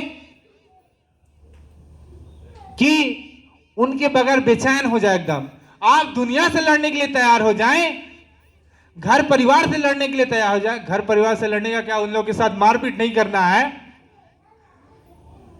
लड़ने का मतलब होता है कभी क्या कि हम लोग सुमरन ध्यान भजन के लिए बैठे, पता चला कि सुनिए ना जी, ऐसा करिए, अभी जो है ना तेल घट गया यार, थोड़ा लेकर के मार्केट से तो आइए। तो काल चाल चलता है अपना वो।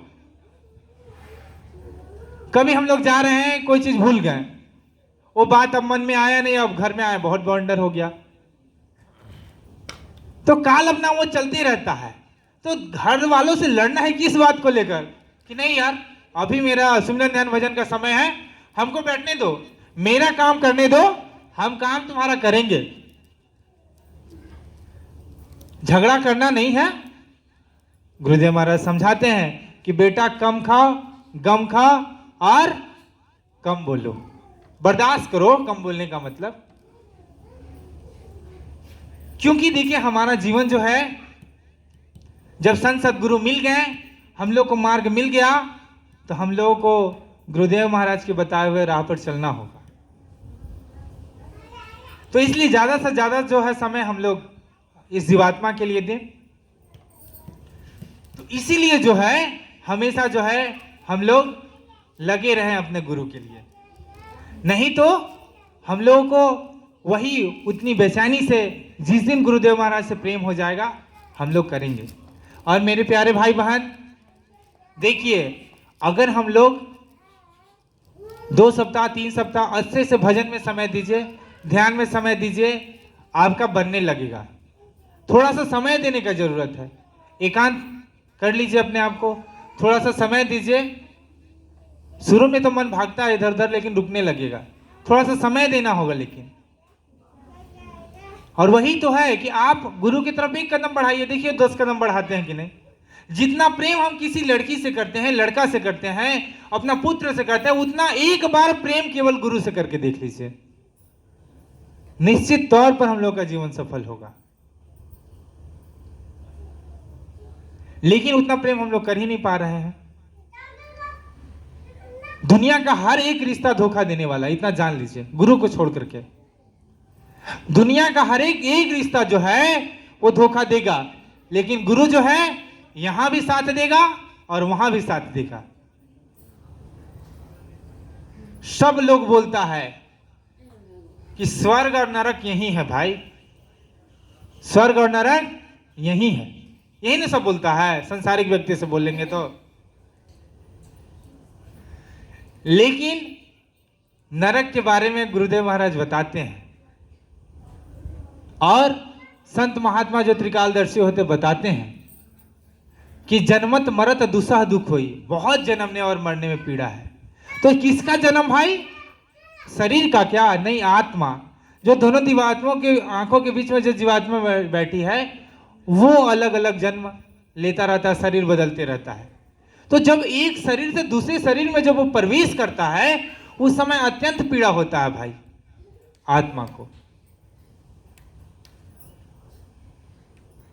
इसीलिए जरूरत है कि हम लोगों को जो है जीवात्मा के लिए समय देने की जरूरत है। तो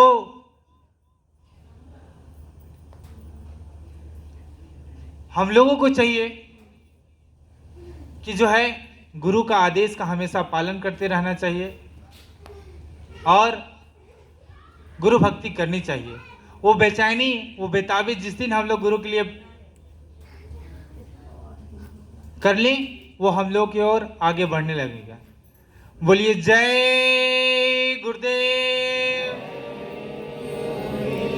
जय गुरुदेव।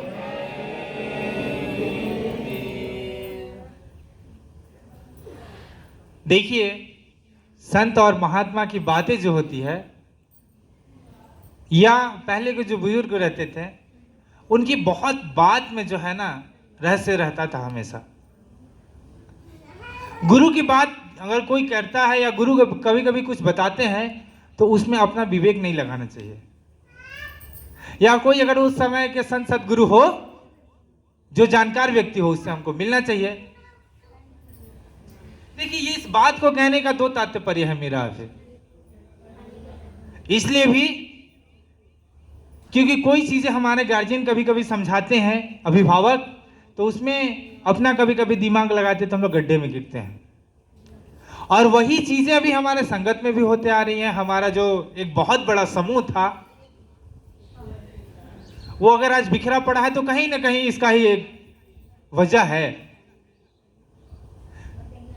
क्योंकि कोई चीज को संत और महात्मा जब कहीं लिखते हैं तो उसका अर्थ उसके समकक्ष या जो जानने वाले जानकार व्यक्ति हैं उसी से पूछिए, नहीं तो कभी कभी अर्थ का अनर्थ हो जाता है और हम लोग जो हैं अपने आप को बहुत बड़ा नुकसान पहुंचा देते हैं और रास्ते से भटक जाते हैं। तो एक समय की बात है कि एक राजा था। नींद नहीं ना आ रहा आप लोगों को? समझ में आ रहा है? अगर अच्छा लग रहा होगा तो सुनाएंगे, नहीं तो फिर आगे प्रार्थना का आरती करके हम लोग चलेंगे। तो कहानी सुनाए कि मैंने रहने दें? सुनाए तो बोलिए जय गुरुदेव, जय गुरुदेव। देखिए भाई, हम कोई वक्ता नहीं है। हम तो बार बार बोल रहे हैं कि आप ही लोगों का एक छोटा सा भाई है। बस यहाँ मालिक की दया से आप लोग बैठा दिए हैं, कुछ आप लोग को सुना ले रहे हैं। अगर कुछ हल्का ऊपर नीचे होता भी है तो मालिक से प्रार्थना कि हमको क्षमा करें। आप लोग को भी अगर खराब लगा तो आप लोग भी क्षमा कर दें। तो एक राजा था और राजा का एक पुत्र था। देखिए, यही बोला गया है कि हमारे जीवन में है खराब परिस्थितियां आना भी बहुत जरूरी है। खराब परिस्थितियां जो है हमारे जीवन में आना बहुत जरूरी है। क्यों? क्योंकि वो हमको मजबूत होना बताता है। अगर किसी सत्संगी के जीवन में अगर कोई खराब वक्त आ रहा हो या कुछ तकलीफें आ रहा हो तो समझ जाइए कि गुरुदेव महाराज जो हैं वो उसको पका रहे हैं। क्योंकि हम लोग हमेशा सत्संग में भी ये भी सुनते आए हैं कि गुरुदेव महाराज या संत सदगुरु जब खुश होते हैं तो 3 चीजें देते हैं हम लोगों को।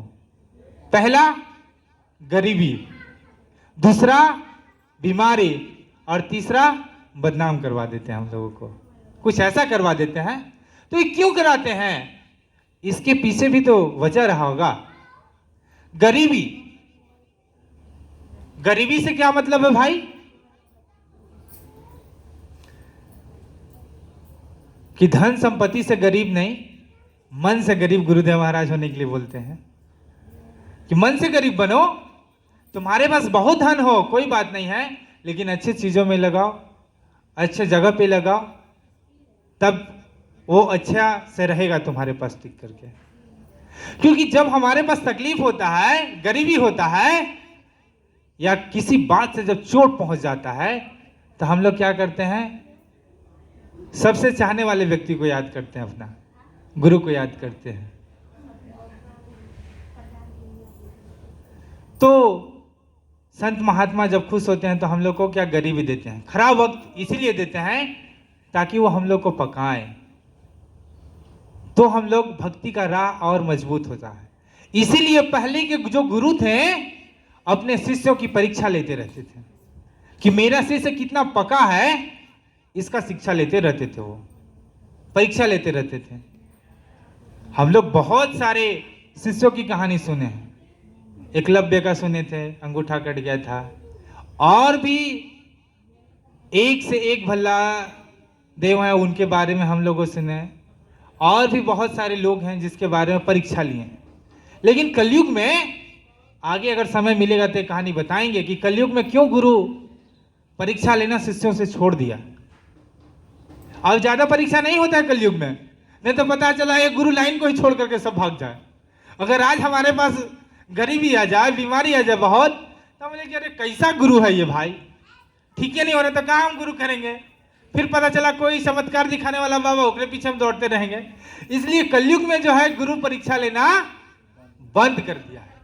वो तो हल्का फुल्का हमारे कर्मों की वजह से हो जाता है, जिसको गुरु हमसे सेवा करा करके कुछ करा करके उसको ठीक कर लेता है। नहीं तो अभी कोई परीक्षा नहीं होता है। नहीं तो हम लोग एक से एक ऐसा कहानी सुने हैं कि अपना आंख तक दे देते थे गुरु को अपना परीक्षा में पास होने के लिए। बहुत ऐसे ऐसे हम लोग घटना सुने हैं। तो हमारे जीवन में खराब परिस्थितियों का आना इसीलिए भी जरूरी है क्योंकि हम लोग सीखते हैं नई चीजों को। आप लोग जो हैं हॉस्पिटल में कभी ना कभी मिलने के लिए गए होंगे व्यक्ति को जो पड़ा रहता है, वहां पर एडमिट रहता है। तो देखते क्या है कि आदमी जब जिंदा रहता है तो क्या होता है, बगल में जब जाते हैं वहां पर बहुत सारा मशीन लगा रहता है, तो एक कंप्यूटर ऐसा मशीन लगा रहता है वहां पर भी। तो उसमें क्या है, हार्ट बीट को बताता है मेरा, वहां पर श्वास जो चलता है। तो देखते हैं एक लाइन हमेशा ऊपर नीचे ऊपर नीचे ऊपर नीचे होते रहता है, चलते रहता है। कब तक चलते रहता है? जब तक हम लोग जीवित रहते हैं, हम लोग का श्वास चलते रहता है, तब तक तो वो मीटर वाला जो है वो अगर अच्छा से काम करता है तो चलते रहेगा। जिस दिन हम लोग का सांस बंद हुआ, वो मीटर जो है एकदम चलना जो है, लाइन जो है वो एकदम बंद हो जाता है। ठीक उसी तरह हमारा जिंदगी है। सुख और दुख हमारे जीवन में आते रहेंगे जब तक जीवन है, उससे घबराना नहीं है। नहीं तो जिस दिन मर जाएंगे वो तो खत्म ही हो जाएगा। तो क्या हुआ, एक राजा थे और उनका एक पुत्र था। तो राजा के पास बहुत धन संपत्ति था।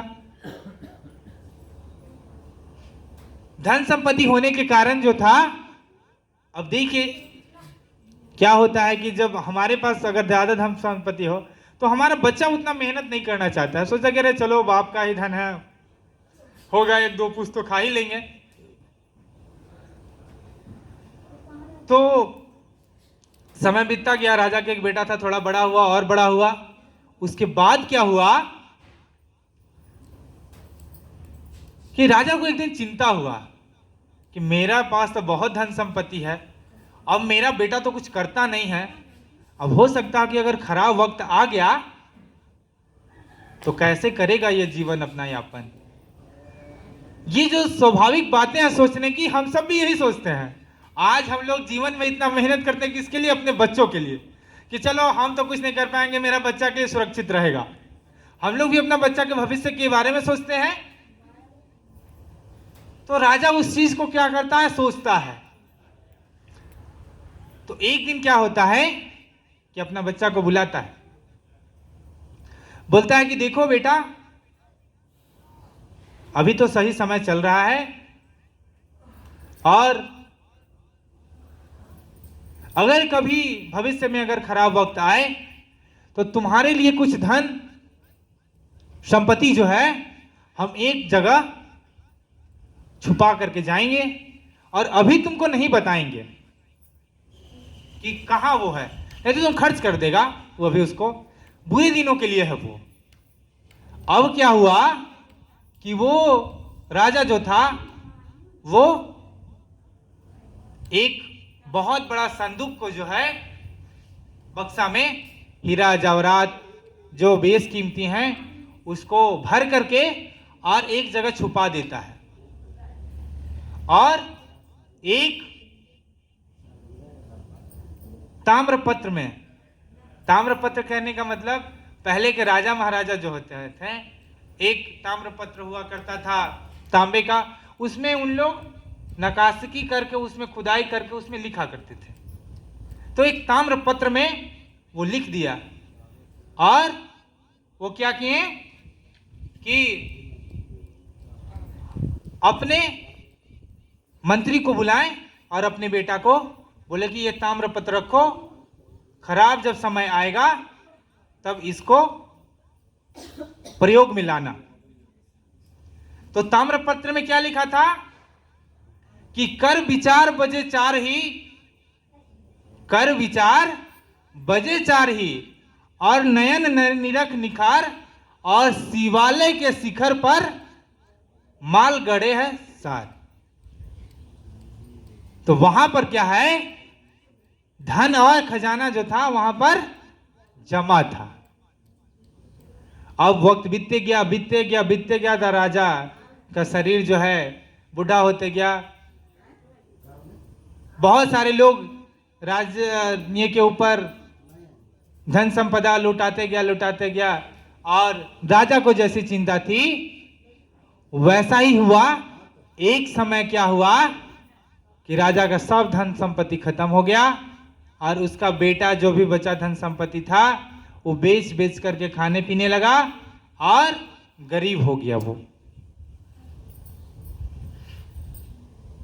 देखिए, हम धन संपत्ति, हमारे बच्चों को संस्कार देना इसलिए भी बहुत जरूरी है कि हम कितना भी अर्जित कर लें, बाद में चलाना उसी को है। तो हम धन संपत्ति कमाएं, लेकिन अपने बच्चों को संस्कार और उसको अपनी निगरानी में भी रखें, तभी वो चल पाएगा, तभी उसका वो सुख भोग पाएगा, और नहीं तो वो भी फिर बेकार हो जाएगा। हम जो हैं 24 में 24 घंटा जो संसार के पीछे भागते हैं, अपने बच्चों के लिए भागते हैं, वो सब बेकार हो जाएगा अगर उसमें संस्कार पैदा नहीं हुआ तो धन तो हम दें अपने बच्चों को, लेकिन उसके साथ साथ हम लोग को संस्कार भी देना जरूरत है, ताकि वो धन संपत्ति जो कमा करके जाए वो उसको रख सके। तो राजा का बेटा वो नहीं कर पाया, और वो सारा धन संपत्ति जो है गवा दिया।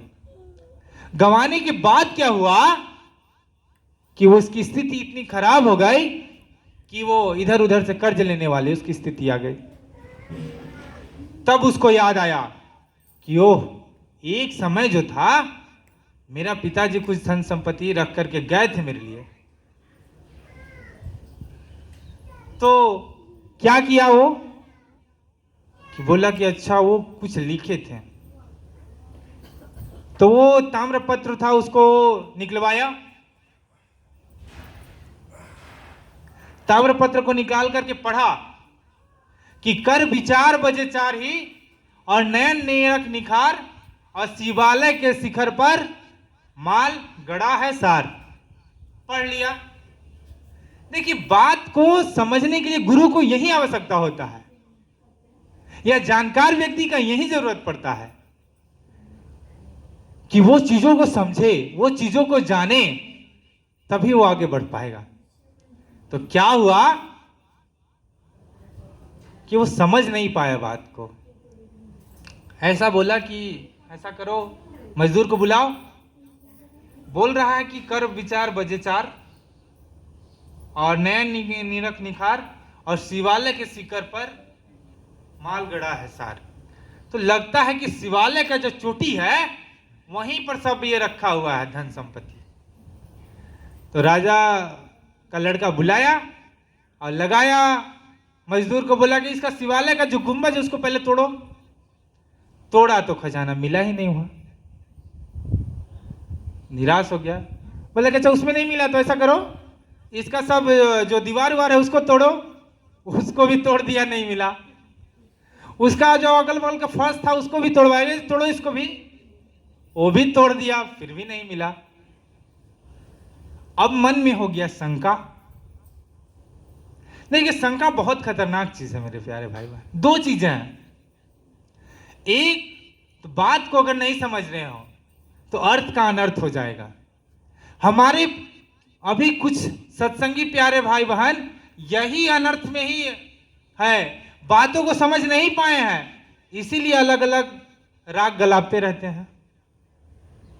बोले हैं कि गुरुदेव महाराज लिख करके गए हैं कि हम जब तक सतयुग नहीं आ जाता है तब तक शरीर में रहेंगे। अरे भैया, ये जो शरीर हम लोग का हाड़ मांस का है, कलयुग में उतना बना ही नहीं गया है कि नहीं। गुरुदेव महाराज का कभी भी वाणी गलत नहीं जा सकता है। कैसे? क्योंकि वो बोले हैं कि जब तक सतयुग नहीं आता है तब तक नहीं जाएंगे। तो कैसे नहीं जाएगा? वो किसी को अपना विचारधारा लेकर के उतारे हैं, ये जब जाएंगे तो ये भी किसी को अपना विचारधारा दे करके जाएं। जय गुरुदेव का विचारधारा तो जब तक सतयुग नहीं आ जाता है तब तक तो रहेगा ही रहेगा। वही तो बोले कि गुरु हमेशा, आप सोचेंगे कि शरीर में आकर के मदद करते, तो ऐसा नहीं होता है। गुरु अपना शिष्य दे करके जाता है किसी न किसी को, और वही उसका देख और संभाल करते हैं। लेकिन कुछ लोग उसी को मीनिंग चेंज कर लिए कि नहीं, गुरु अभी भी हमारा शरीर में है, वो जा ही नहीं सकता, वो तो लीला कर दिया। तो इसी चीज को समझना जरूरी है। संत महात्मा का जो है एक एक बात में जो है वो गुण रहस्य होता है। और अगर कोई सच्चा संत सदगुरु नहीं मिलता है बताने वाला, कोई अच्छा व्यक्ति नहीं मिलता है बताने वाला, तो हम लोग निश्चित तौर पर गड्ढा में गिरेंगे। और यही आज हमारे संगत जो बहुत बिखर पड़ा माली का शरीर छोड़ने के बाद, यही वजह है कि सब लोग अपने अपने तरीके से जो है उस मीनिंग को जो है, वो जो लिखा हुआ जो चीज है, बार बार जो किताब का परिभाषित करते हैं, अलग अलग अपने तरह से परिभाषित कर लिया लोग, और आज ये हो गया। ये काल माया भी अपना ये करके रखा है। इसीलिए मेरे प्यारे भाई बहन, शंका और बात को जो है समझना, ये दोनों को जरूरी है। अब क्या हुआ कि लड़का को अपने बाप पर हो गया शंका कि अरे मेरा बाप लगता है झूठ बोला हमसे, कि पैसा तो रखा ही नहीं, मर गया और हमको बेवकूफ बना करके चला गया। ये तो लगता है कि गलती कर दिया हमसे। देखिए संसार यही है मेरे प्यारे भाई बहन, हम कितना भी कुछ कर लें, अंत में यही होना है। जिस दिन शरीर छोड़ेंगे गाली मिलना ही मिलना है। 5 लाख अगर बैंक बैलेंस रखेंगे तो बेटा कहेगा साला 10 लाख रख करके जाता तो बड़ा अच्छा रखता। गाली सुनना है कभी, जान लीजिए। 10 लाख है तो बोलते अरे पापा अगर 20 लाख रख करके जाते तो कितना अच्छा हम लोगों के लिए होता।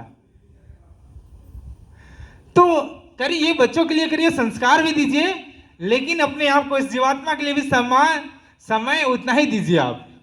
हम नहीं बोलते हैं, क्योंकि अगर हम लोग यहाँ आए हैं, समाज में हैं, तो हम लोग समाज के प्रति भी कुछ दायित्व है, अपने बच्चों के प्रति भी दायित्व है। इसलिए तो गुरुदेव महाराज बोले हैं कि आप सब शरीर रह करके गुरु भक्ति करिए।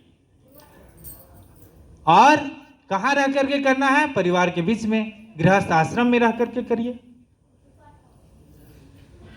तो बच्चा को जब संदेह हो गया, फिर कुछ लोग बोला, कुछ दिन और बीतता गया, तो बेटा सोचा कि नहीं, मेरा बाप जो है गलत तो नहीं सोच सकता है, या झूठ तो नहीं बोल रहे होंगे। तो फिर क्या हुआ कि कुछ दिन बीतता गया 2-3 महीने बाद हुआ कि एक महात्मा वहां से गुजर रहे थे। महात्मा वहां से गुजर रहे थे तो देखा कि यहां पर तो एक बहुत ही विशाल मंदिर हुआ करता था। तो आज क्या हो गया भाई, ये मंदिर जो है पूरा क्षतिग्रस्त पड़ा हुआ है, टूट गया है। तो क्या हुआ कि वो बुलाते हैं, पूछते हैं गांव के लोगों से कि क्या हो गया कि आज मतलब जो है ये मंदिर क्षतिग्रस्त हो गया। तो लोगों ने बताया कि राजा का एक लड़का था, उसके पास पैसे की कमी थी, तो उसके पिताजी बता करके गए थे। वो सारा वृत्तांत बताएं। उसके बाद क्या हुआ कि वो महात्मा जो है बोले कि अरे उस लड़का को बुला कर लाओ जो राजा का लड़का है। दौड़ता लड़का आया और बोला कि क्या हुआ, क्यों मंदिर तोड़वा दिए? तो बोले कि देखिए मेरे पिताजी बता के गए थे कि यहाँ खजाना है, लेकिन यहाँ तोड़वाएं तो कुछ नहीं मिला। तो राजा महात्मा बोलते कि कुछ लिखा हुआ मिला था क्या तुमको? तो बोला कि हाँ। तो क्या? तो वही दिखाया। तो महात्मा तो पढ़े तो वो जान गए कि क्या है, कि कर विचार बजे चार ही, और नयन नीरख निखार, और शिवालय के शिखर पर माल गड़ा है सार। तो संत महात्मा पढ़े तो वो तो समझ गए कि अच्छा ये कहानी है। तो बोले राजा के लड़का को कि देखो तुम्हारे पिताजी लिख करके तो गए थे लेकिन तुम किसी से राय नहीं लिया, इसीलिए तुम्हारा क्षति हो गया। तुम्हारा पैसा मिल जाएगा जो धन संपत्ति है, लेकिन एक काम करना होगा, वो जो मंदिर जो बना था उसका नक्शा तो तुम्हारे यहाँ होगा। तो बोला कि हाँ, तो तुम उसी तरह का एक सेम एकदम जितना था, जिस तरह का बना था वैसा एक तुम मंदिर का निर्माण कराओ पहले। अब राजा का लड़का फिर से पैसा वैसा इधर उधर से मांग मांग करके एक मंदिर का निर्माण एकदम सेम हूबहू बहू वही कराता है, क्योंकि नक्शा तो था उसका, हो जाता है। बोलते कि जिस दिन तुम ये करा लोगे और उसके बाद जब हम घूमने के लिए आएंगे तब फिर हम बताएंगे इसका सॉल्यूशन की क्या है उसका। तो हो गया 5-7 महीना बीता, मंदिर तैयार हो गया। और मंदिर तैयार होने के बाद क्या हुआ कि महात्मा 2 महीना के बाद फिर आए। मंदिर तैयार होने के बाद फिर लड़का को बुलाए, तो बोले कि ऐसा करो कि तुम 4 बजने का इंतजार करो। 4 बजने का इंतजार करो। कब का 4 बजने का? दोपहर के बाद जो है शाम वाला, शाम 4 बजने का इंतजार करो तुम। तो बोला कि अच्छा ठीक है। बोले कि सब मजदूरों को बुला लो यहाँ पर और हम बताएंगे वहीं खुदाई कराना है। तो 4 जैसे ही बजा तो वो शिवालय का जो शिखर था, जो गुम्बज लगा था, उसका छाया जहां पर पड़ रहा था, बोले कि तुम यहां खुदाई करो। तुम्हारे पिताजी गलत लिख करके नहीं गए थे, लिखे थी कर विचार बजे 4 ही। तो तुमको कब सोचना था? 4 बजे सोचना था। और नयन निरख निखार, और क्या था? 4 बजे तुमको नयन से देखना था, निखारना था। और कहा? शिवालय के शिखर पे माल गड़ा है सार। तो शिवालय के शिखर से जो प्रकाश आ रहा है और वो उसकी जो परछाई जहां पर बन रहा है, तुम वहां खुदाई कराओ। तो खुदाई मजदूर किए और वहां पर जो है उसको खजाना मिलता है, और इतना खजाना मिलता है कि वो अपना पूरा जीवन निर्वाहन कर सकता था। तो इसीलिए मेरे प्यारे भाई बहन, हम लोग को इस कहानी से यही सीखना मिलता है कि गुरु के बात पर हम लोगों को हमेशा जो है विश्वास करना चाहिए और अपना दिमाग नहीं लगाना चाहिए। अगर कहीं समझ में नहीं आ रहा हो तो कोई जानकार व्यक्ति है उससे पूछ लीजिए, नहीं तो अर्थ का अनर्थ हो जाएगा और हम गड्ढे में गिर जाएंगे। तो समय अब बहुत ही हो गया है, तो हम लोग आरती करेंगे। 8 बजे से बैठे हैं हम लोग, 2 बज गया। तो आरती जो है ये कर